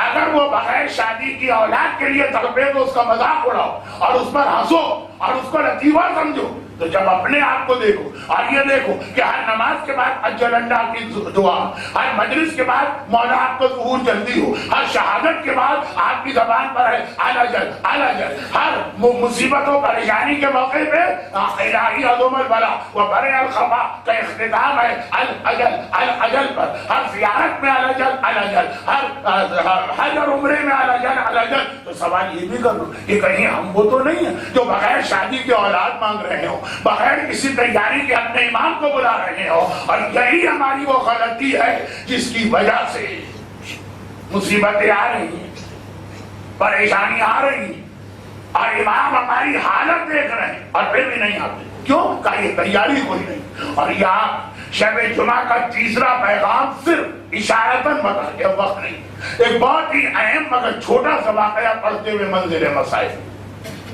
شب جمعہ یہ سارے موضوعات ملے، دعا جو کہ پریشانیاں، مگر سب سے بڑی دعا ہے ظہور امام. وہ آ گئے، ہر پریشانی ختم. شب جمعہ امام کو یاد کرنے کی رات، خالی یاد کرنے کی رات نہیں، چیک کرنے کی رات ہے کہ پچھلی شب جمعہ سے آج شب جمعہ 6 راتیں گزر گئی، مزید کیا تیاری کی، کتنے قدم آگے بڑھے ہو امام کی جانب. اور تیسرا موضوع آج کا شب جمعہ، جس کے حوالے سے میں بہت بدنام اور مزید بدنام ہونے کو تیار، اور وہ یہ ہے کہ ہر شب جمعہ موت کو یاد کرنا. قبر، فشار، قیامت، پل صراط، جہنم، سانپ، بچھو، کوڑے، یہ سارے میرے نام ہوتے ہیں. مذاق مذاق میں لوگ میرے بارے میں کہتے ہیں. کوئی گجراتی اسپیکنگ مجمع میں بیٹھا ہے تو اس کو بھی یاد ہے کہ میں قبر والا باپو اسی لیے کہلاتا تھا کہ شب جمعہ کی ہر مجلس کے اندر یہ باتیں آتی تھی، کیونکہ شب جمعہ کا تیسرا موضوع ہے آج اپنی موت کو، اپنی موت کو یاد کرو. اور موت میں بھی کہا کہ دونوں کی موتیں، اپنی موت بھی اور جو مر چکے ہیں. جو مر چکے ہیں ان کو یاد کرو کہ اب ان کی کیا مدد کر سکتے ہیں. خالی ٹی وی میں، خالی دوستوں کی گپ شپ میں، خالی ویکینڈ کی مصروفیات میں نہ الجھ جانا. آج تمہارا باپ، تمہاری ماں، تمہارے مرحوم رشتے دار، تمہارے نانا، تمہاری نانی، تمہارے چچا، تمہاری پھوپھی ساری رات قبر میں تڑپ رہے ہیں کہ شاید تم ان کے لیے کوئی نیکی بھیجو، لیکن ان کے ساتھ اپنی موت کو یاد کرو. وہ تڑپ رہے ہیں، لیکن باپ ماں لوگوں کو یاد رکھتے ہیں، دادا دادی بھی یاد رکھتے ہیں، مگر چھٹے دادا جو وہ کتنے لوگوں کو یاد ہو، مگر اپنے دادا کی پھوپھی کتنے لوگوں کو یاد ہو. یاد کرنا ہے انہیں. تو جب تم دیکھ رہے ہو کہ تم سمجھنے کے باوجود کہ بھائی ہاں مرحوم کی مدد کرنا ہے، سارے مرحومین تمہارے ذہن میں نہیں آ پا رہے، تو ذرا یہ سوچو کہ جب تم قبر میں چلے جاؤ گے تو دنیا والے جو تمہارے زندہ رشتے دار ہوں گے کتنے دن تمہیں یاد رکھیں گے. تو کچھ خود ہی تیاری کر کے جاؤ، کسی کے محتاج ہی نہ بنو. خود ہی اپنی قبر میں اتنی چیزیں لے کر جاؤ کہ بیٹا یاد کرے کہ یاد نہ کرے، بیٹی یاد کرے کہ یاد نہ کرے، تمہارا کام قبر میں چلتا رہے. اس کے لیے آج کی رات رکھیے. اپنی موت کو یاد کرو، جو مر چکے ہیں ان کو یاد کرو. جو مر چکے ہیں ان کو یاد کرو کن معنوں میں کہ ان کے لیے کیا نیکی آج پہنچا سکتے ہو. اپنی موت کو یاد کرو کن معنوں میں کہ اپنے لیے کیا سامان پہلے سے قبر میں پہنچا سکتے ہو. یہ ہر شب جمعہ کا موضوع ہے. اور امام کی طرح سے اس میں بھی ہے کہ پچھلی شب جمعہ بھی تم نے موت کو یاد تو کیا ہو. اب سوچو کہ اس ایک ہفتے میں تم نے مزید کتنی تیاری کی. پیسہ جمع کرنے کا طریقہ یہی ہوتا، ہر مہینے تھوڑا تھوڑا کر کے جمع ہوتا. اگر آپ اتفاق ایسے ہوئے حالات خراب ہو گئے، پچھلے ایک مہینے میں کوئی بچت نہ کی، آدمی کے ساتھ افسوس میرا ایک مہینہ ضائع ہو گیا. تو ہماری عورتیں بیسیاں ڈالا کرتی تھی، پاکستان میں شاید یہاں یہ رواج ہو، تو تھوڑا تھوڑا کر کے. تو پچھلی شب جمعہ اور آج شب جمعہ خود سوچئے اپنی قبر کے لیے مزید کیا تیاری کی، اپنے مرنے والوں کو مزید کیا بھجوایا لے کے. یہ موت کے حوالے سے بہت مختصر بات آئی. شب جمعہ موت کی رات. آج کے بعد میری 6 مجلسیں اور ہیں جس کے اندر یہ 3 پیغام شہزادی کونین کی زندگی میں ڈھلے گی. شہزادی کونین نے بتایا دعا کیسے مانگی جاتی ہے. شہزادی کونین نے بتایا موت کو کیسے یاد کیا جاتا ہے. شہزادی کونین نے بتایا امام زمانہ کی تیاری کیسے ہوتی ہے. یہ تینوں چیزیں فاطمیہ کا حصہ بن رہی. ہو سکتا ہے کوئی حیران کہ آج تو ہم کو یہ کہہ کے بلایا گیا کہ فاطمیہ مجالس کے سلسلے کے مجلس مولانا پڑھ رہے ہیں، پوری مجلس ہو گئی، شہزادی کا ذکر بھی نہیں آیا. یہ تینوں چیزیں سیرت سیدہ میں کس طرح ہے یہ کل آپ کے سامنے آئے گی. آج صرف ایک آخری بات، پہلی بات اور دوسری بات کو میں نے ملایا. دعا، مگر سب سے بڑی دعا امام زمانہ. وہ آ گئے پھر کسی دعا کی ضرورت ہی نہیں. اب امام زمانہ ان کو موت سے ملائی. موت ایک ایسی حدیث کو نہیں کہیں گے مگر حدیث سے جیسا واقع ہے کہ وہ سمجھ میں آ گیا تو امام زمانہ کا موضوع سمجھ میں آ جائے گا. یہ بھی میں نے بہت پڑھا انٹرنیٹ کی فلاں مجلس. ایک دفعہ پھر آپ پردہ ڈال لیجیے اپنے ذہن پہ انٹرنیٹ والے اور باقی لوگ سنیں. پیغمبر صحابیوں عقل کے اعتبار سے سب سے بڑا رتبہ ابو ذر غفاری کا. ابو ذر کی عقل کی تعریف اللہ کے رسول معصومین نے بار بار کی.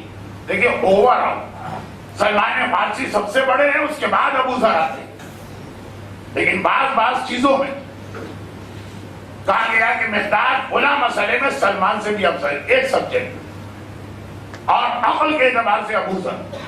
پیغمبر نے ان کو ٹائٹل دیا, خالی وہ ٹائٹل ہی میری بات سمجھا رہا. آج چونکہ شب جمعہ یعنی کل چھٹی کی رات تھی, اس لیے میں نے 10 منٹ زیادہ اب تک لیے, مزید 5 منٹ مسائل, ورنہ باقی میں 1 گھنٹے میں بیان پورا کرنے کا عادی ہوں. خلاصہ لقب ہے ابو ذر کا لقمان امت. لوگوں نے کہا یا رسول اللہ ہر اعتبار سے آپ کی امت افضل. بنی اسرائیل کو اتنا عقلمند آدمی ملا تھا لقمان کہ خدا نے ان کے نام پہ پورا سورہ بھی نازل کیا اور ان کی عقل کی تعریف بھی کی. آپ کی امت کا ابو ذر, لقمان امت بھی میری امت کا لقمان ابو ذر. ابو ذر جوان بیٹے کا نام تھا ذر, تبھی ابو ذر کہلاتے ہیں. حالات ایسے ہوئے کہ انہیں شہر سے باہر بھیج دیا گیا جنگل ربضہ. حاکم نے کہا کہ شہر میں تم نہیں رہ سکتے, چلے جاؤ.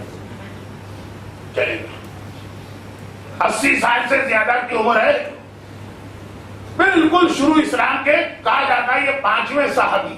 لسٹ بنائیے اسلام قبول کرنے والوں میں پہلا, دوسرا, یہ 5ویں. اور بات ہو رہی ہے پیغمبر اسلام کی بھی وفات کے 30 سال بعد کی, تو تقریباً 80 سال کی عمر ہے, انتہائی بوڑھے. جوان بیٹے, زر جوان بیٹا. کہا کہ میری خیرت برداشت نہیں کرتی کہ میرا باپ جنگل میں جا کے اکیلا بیٹھے اور میں شہر کے مزے لوٹوں. اس بڑھاپے میں باپ کو میری ضرورت ہے, میں اپنے باپ کے ساتھ خود جا رہا ہوں. حاکم نے کہا کہ نہیں, اب تمہارے اوپر کوئی پابندی نہیں, تم یہاں رہو. کہا نہیں, باپ کا ساتھ دینا اہم ہے. یہ حق آدمی سوچتا کچھ ہے, ہوتا کچھ. جوان بیٹا آیا بوڑھے باپ کی مدد کے لیے. اس جنگل میں جوان بیٹے کا انتقال ہو. موت تو اصول نہیں دیکھتی نا کہ بھائی بوڑھوں کو پہلے لو, جوانوں کو بعد میں لینا. موت کے پاس کوئی اصول نہیں. جوان بیٹا پہلے مر گیا, بوڑھا باپ زندہ. ہمارے یہاں بھی آج کے معاشرے میں بھی ایک بہت بڑا یہ صدمہ, غم, کہ کسی بوڑھے باپ کا جوان بیٹا مر جائے. لیکن ابو ذر کا مسئلہ سمجھیے, ہمارے یہاں اگر خدا نہ کرے کسی کے گھر میں یہ مصیبت آ. پیغمبر نے پوچھا تھا نا کہ آئے جبرائیل, فرشتے کبھی ہنستے اور روتے بھی ہیں؟ کہا 3 دفعہ روتے ہیں, 3 دفعہ ہنستے ہیں. پوری حدیث کا وقت نہیں, کہا روتے کب؟ کہا کہ جب بوڑھے ماں باپ اولاد کو اس خواہش اور امید میں پالا ہو کہ جوان ہو کے ہماری مدد کرے, اور پتا چلے کہ وہ جوان باپ کے سامنے مر جائے, اس وقت جو ماں اور باپ پہ صدمہ ہوتا ہے, اس کو دیکھ کر فرشتے رونے لگتے ہیں.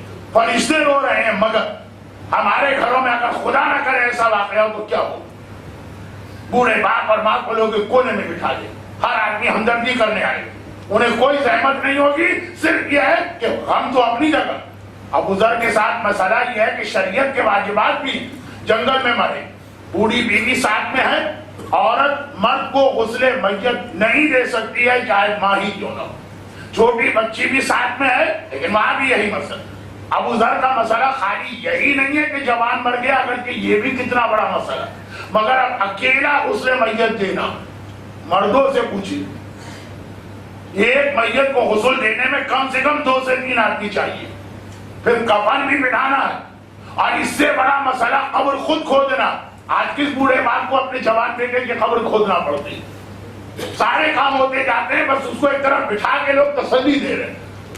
ابو ذر کو اپنے ہاتھوں سے اپنے جوان بیٹے کی قبر کھودنا پڑی. قبر کھودنا کوئی آسان کام نہیں. اور پھر اتنا ہی نہیں, اپنے ہاتھوں سے جوان کی میت کو قبر میں اتارنا پڑا.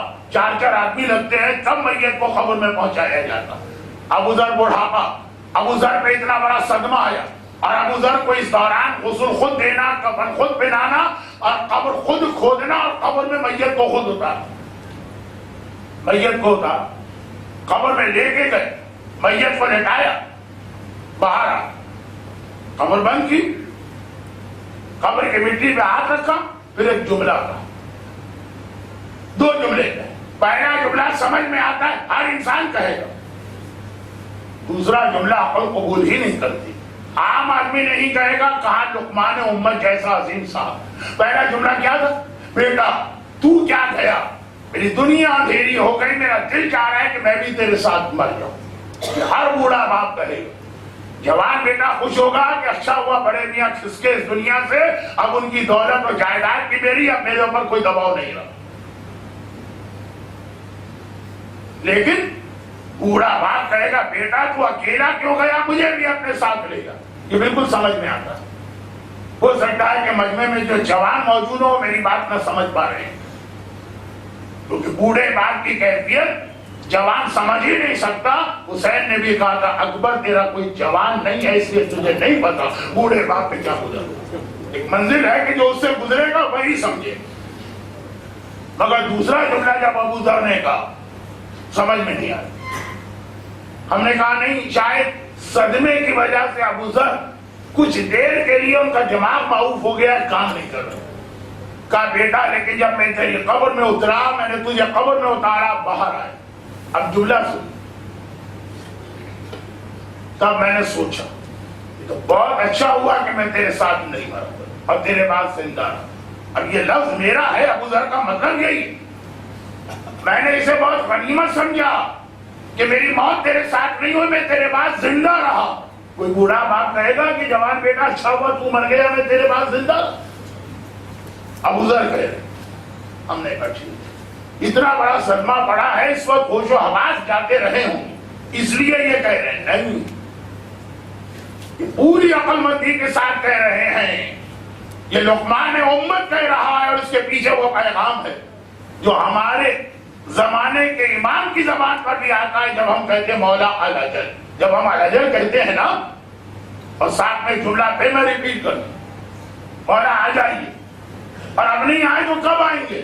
دیکھیں لاشیں گر رہے ہیں، دیکھیے اتنے ہمارے اتنے سارے علماء ایک کر کے شہید کر دیے گئے، دیکھیے ہمارے کتنے ڈاکٹر شہید کر دیے گئے، دیکھیے ہمارے کتنے اہم ماہرین، پروفیسر ضد جعفر جیسا گوہر نایاب یہ شہید کر دیا گیا، اور ہر مومن اپنی جگہ اہمیت رکھتا۔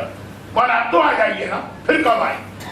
یہ ہمارا سوال جواب امام کا وہی ہوگا جو ابو ذر 1400 سال پہلے روضہ میں اپنے جوان بیٹے کی قبر پہ ہاتھ رکھ کے کہہ رہے ہیں، اور شیخ صدوق من لا یغفرہ الفقی میں کوٹ کر رہے ہیں۔ کہا بیٹا جب میں نے تجھے قبر میں اتار دیا، جب تو مرا تھا دل چاہ رہا تھا میں تیرے ساتھ مر جاؤں، جب تجھے قبر میں اتارا، قبر سے باہر آیا، میں نے سوچا اچھا ہوا کہ اللہ نے مجھے تیرے بعد بھی زندہ رکھا۔ بھئی کیوں اچھا ہوا؟ ابو ذر نے 2 وجوہات بتائی۔ کہا بیٹا میں نے سوچا، یہ قبر دیکھ کے میں نے سوچا، خود قبر میں اترا۔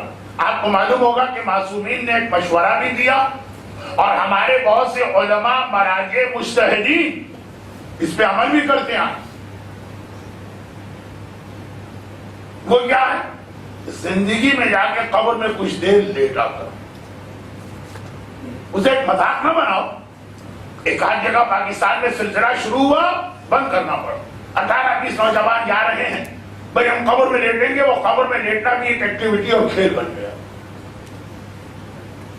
لیکن ہمارے کتنے مقدس علماء اس پہ عمل کرتے تھے، قبر کو سننا الگ ہے، وہاں سے گزرنا الگ۔ تو ابو ذر نے کہا بیٹا جب میں تیری قبر سے نکل گیا، میں نے سوچا اگر میں تیرے ساتھ مر جاتا، جو پہلی دعا تھی نا کہ کاش میں بھی مر جاؤں، میں مر جاتا، میرے مرنے سے تجھے کیا فائدہ ہو؟ ایک آدمی مر گئے، اس کے ساتھ 500 مرے، 5000 مرے، 50,000 مرے، ساری دنیا مر گیا، تو اسے کیا فائدہ ہوا؟ اور کوئی نہ مرے اس کے ساتھ، اسے کیا نقصان؟ ایسا تو نہیں ہے نا کہ جیسے کہیں مثلاً کوئی کرکٹ میچ وغیرہ ہو رہا ہے، بڑا مجمع ہے، بہت زیادہ مجمع ہے، تو 2-4 آدمی بغیر ٹکٹ کے نکل گئے، کیونکہ اتنے سارے لوگ مریں گے تو ممکن اور نکیر کے پاس وقت کہاں ہوگا ہر ایک سے پوچھنے کا، چپکے سے نکل جائے۔ پوری دنیا بھی ہمارے ساتھ مر جائے تب بھی وہی بات ہے، کوئی بھی نہ مرے تب بھی وہی بات ہے۔ ابو ذر نے کہا بیٹا اگر میں تیرے ساتھ مر جاتا تو کیا تجھے کیا ملتا، لیکن میں تیرے بعد اگر زندہ رہا تو کم سے کم اب قبر دیکھ کے آ رہا ہوں، تجھے فائدہ پہنچا سکتا ہوں۔ قضا نمازیں پڑھ دی، فاتحہ پڑھ دی، کوئی صدقہ کر دیا، کوئی چیریٹی کر دی. بھائی میرا زندہ رہنا چاہے ایک دن کے لیے کیوں نہ ہو، کچھ نہ کچھ تجھے فائدہ مل جائے گا، لیکن میں تیرے ساتھ مر جاؤں تو تیرے لیے کیا فائدہ؟ مرنے والا یہ چاہتا ہوں. اور دوسرا جملہ، جب میں قبر دیکھ کے آیا تو میں نے سوچا کیا مجھے ایک موقع مل گیا باہر آنے کے بعد اپنی قبر کو اس سے اچھا بناؤں، زیادہ تیاری کروں. اگر زیادہ تیاری کر کے مروں تو زیادہ فائدہ ہوگا. جس حالت میں آج ہوں اس میں مر جاؤں تو پتہ نہیں ابھی کتنی چیزیں میری کم رہ گئی. ابو ذر تو اس معیار پہ نہیں اترتے، وہ تو معصوم کے ایسے صحابی جن میں قسمت کی جھلک آ گئی ہے، لیکن ہم اور آپ یہی سوال، یہی جو قبر کے حوالے سے ابو ذر نے کہا، مرنے والے کے ساتھ مرنے کا کوئی فائدہ نہیں ہے، اس کے بعد رہو اور اس کو فائدہ پہنچا کے مرو. یہی جملہ زمانے کے امام کا ہوگا. مولا کب آئیں گے، کب آئیں گے، بہت وقت گزر گئے، اتنے مسائل، اتنی پریشانی. امام کہیں گے میں آج آنے کو تیار ہوں، لیکن جب تمہاری حالت دیکھتا ہوں ابھی تم میرے لیے تیار نہیں ہو، تو میں سوچتا ہوں اگر میں آ گیا اور تمہاری تیاری نامکمل ہوئی تو میں آیا ہوں گا ان سے انتقام لینے کے لیے، پہلی جنگ تم سے کرنا پڑے گی. تیاری نہیں ابھی لوگ. بھئی ہم آئے دنیا میں اسلام پھیلانے کے لیے، مثلا ہم سے مطلب ہم سب، ہم نے کہا جی ہم جائیں گے غیر مسلموں کے بعد، وہ منافقوں کے بعد انہیں سمجھائیں. اس سے پہلے ہماری قوم ہی ہم کو گھیرے میں رہتی.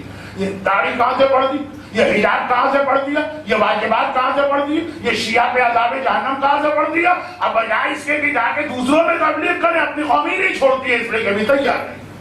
یہ تو بہت چھوٹی میں نے مثال دی.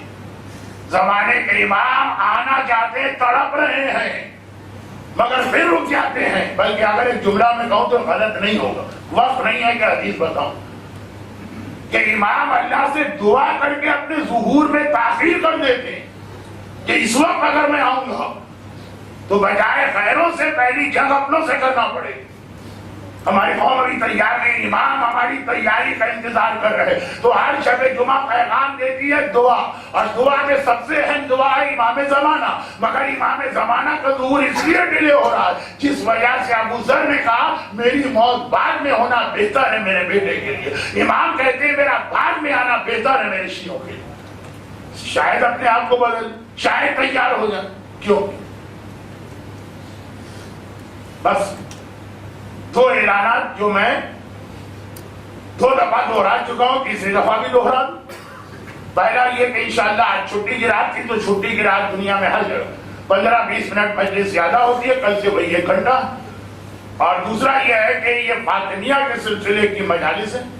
شب جمعہ کی وجہ سے آج کے 3 پیغام آ گئے، مگر یہ تینوں پیغام پورے معصومین میں سب سے جو مختصر اور بہترین انداز کے سامنے آئے وہ شہزادی کونین کی سیرت. تو کل سے سیرت سیدہ شروع ہوگی جس میں یہ تینوں باتیں سامنے آئیں گی. آج شب جمعہ بھی تھی اور شہید پروفیسر سبط جعفر زیدی علی اللہ مقامہ، ان کو ذرا یاد بھی کرنا تھا، اس لیے ذرا سا موضوع براہ راست شروع نہ ہو سکا، ورنہ میں اس منزل پہ پہنچ کے سیرت سیدہ شروع کر دے گا. شروع میں انتظامیہ نے ایک اعلان کیا ہے، اس کا خیال کیجیے گا کہ پارکنگ میں بڑی احتیاط کیجیے گا. جو سہولت آپ حضرات کو ملی بھی ہے کہیں ایسا نہ ہو کہ کسی ایک مومن کی ذرا سی کاہلی یہیں پارک کر دی، کسی دکان کے سامنے پارک کر دی، کسی کی گاڑی کو بلاک کر دیا.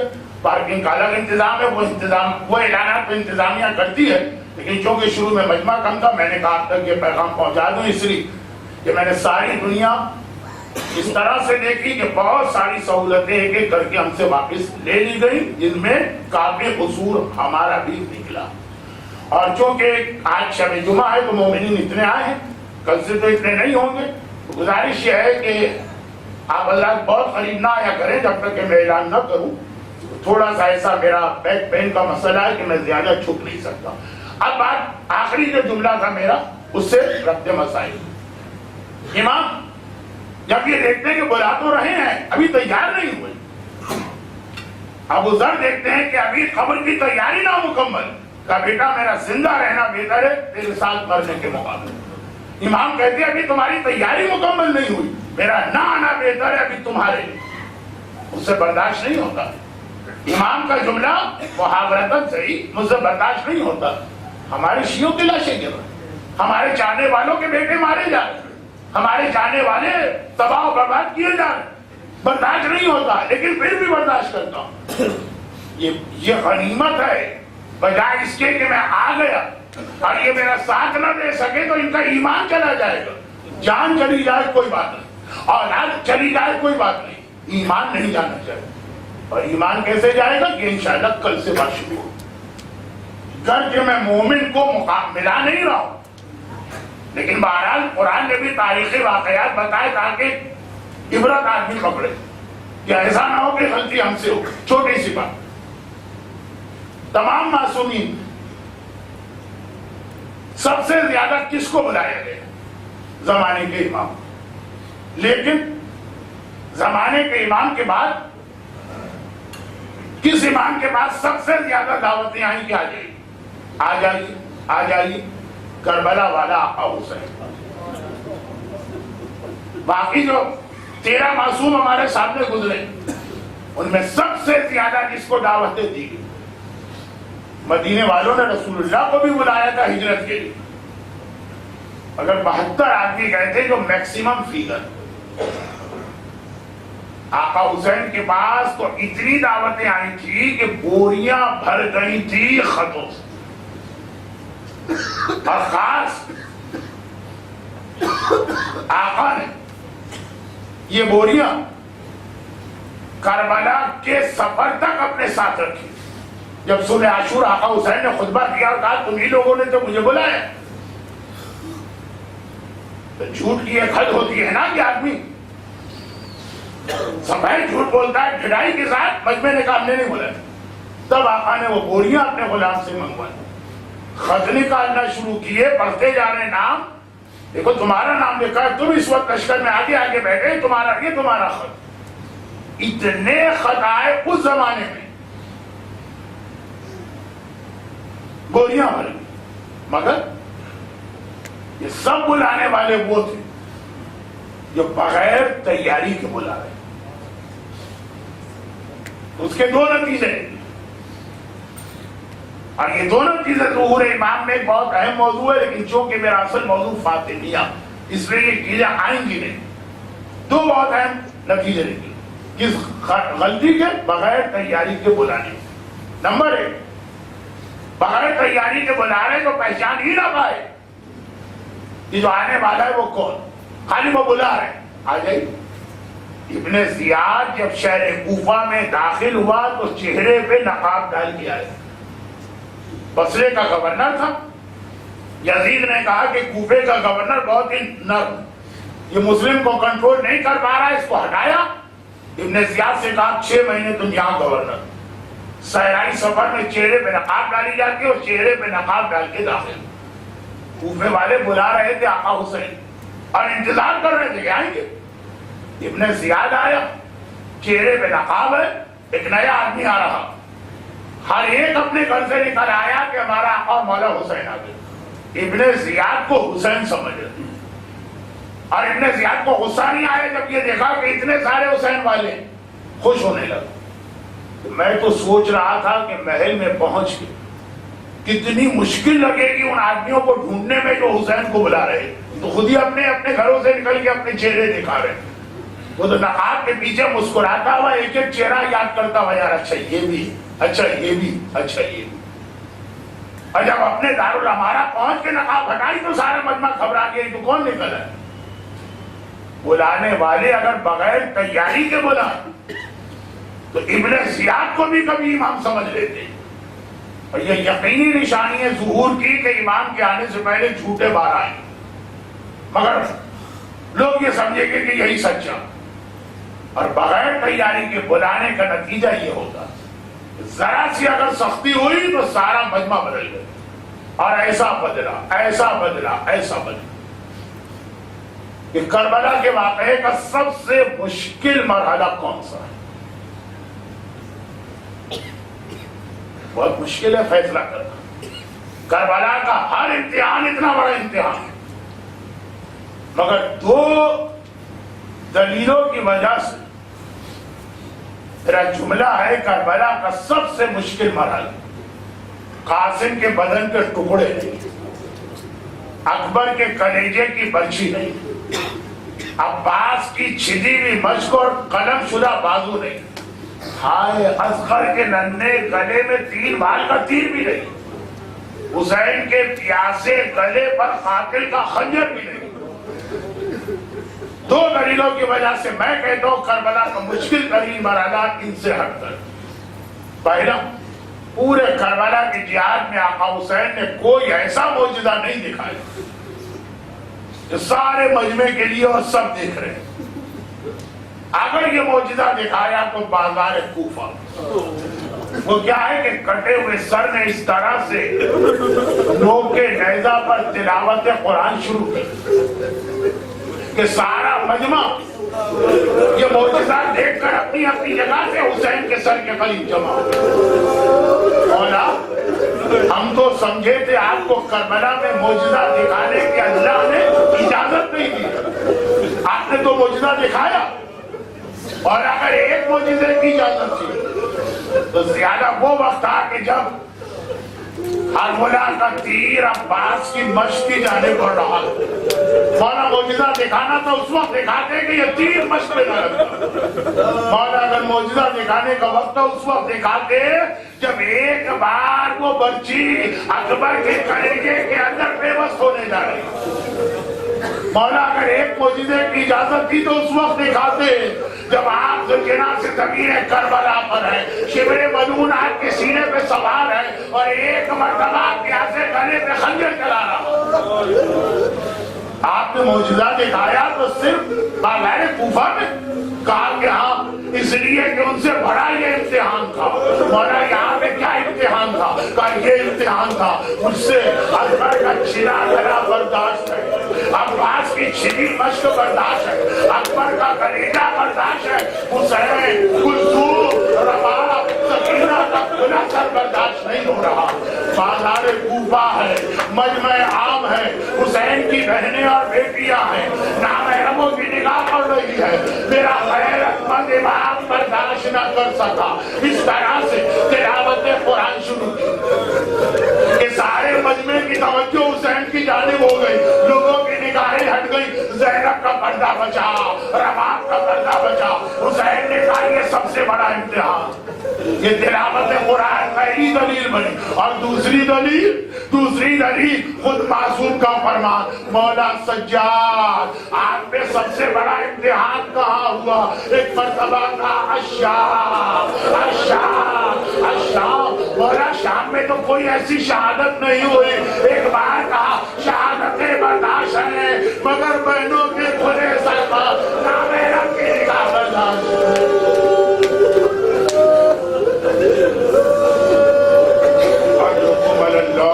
الا ولعنة الله على أعدائهم أجمعين وسيعلم الذين ظلموا أي منقلب ينقلبون۔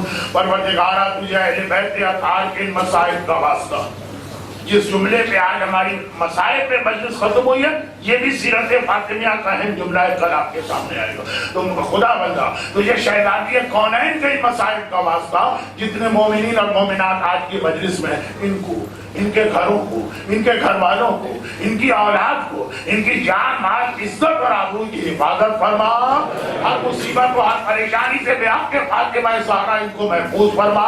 خدا بندہ ان میں جو بے روزگار ہیں، جو جاب کی کسی پریشانی میں مبتلا ہیں، ان کی اس پریشانی کو دور فرما، بیماروں کو شفائے کاملہ عطا فرما۔ ہمارے تمام مرحومین خصوصاً حالیہ واقعات میں جہاں جہاں شہادتیں ہوئی اور شہید پروفیسر سمتی جعفر شہید آلے علیین میں ان سب کو سرکار سید الشہداء سے مدافع تھا۔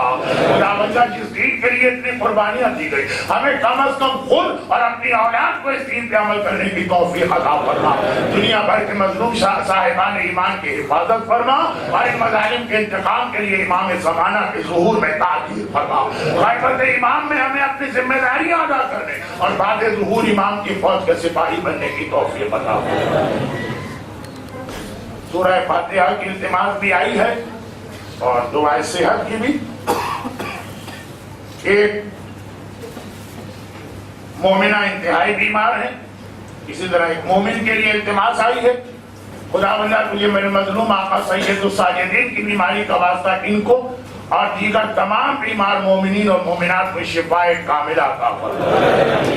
اور آج کی مجلس کا اختتام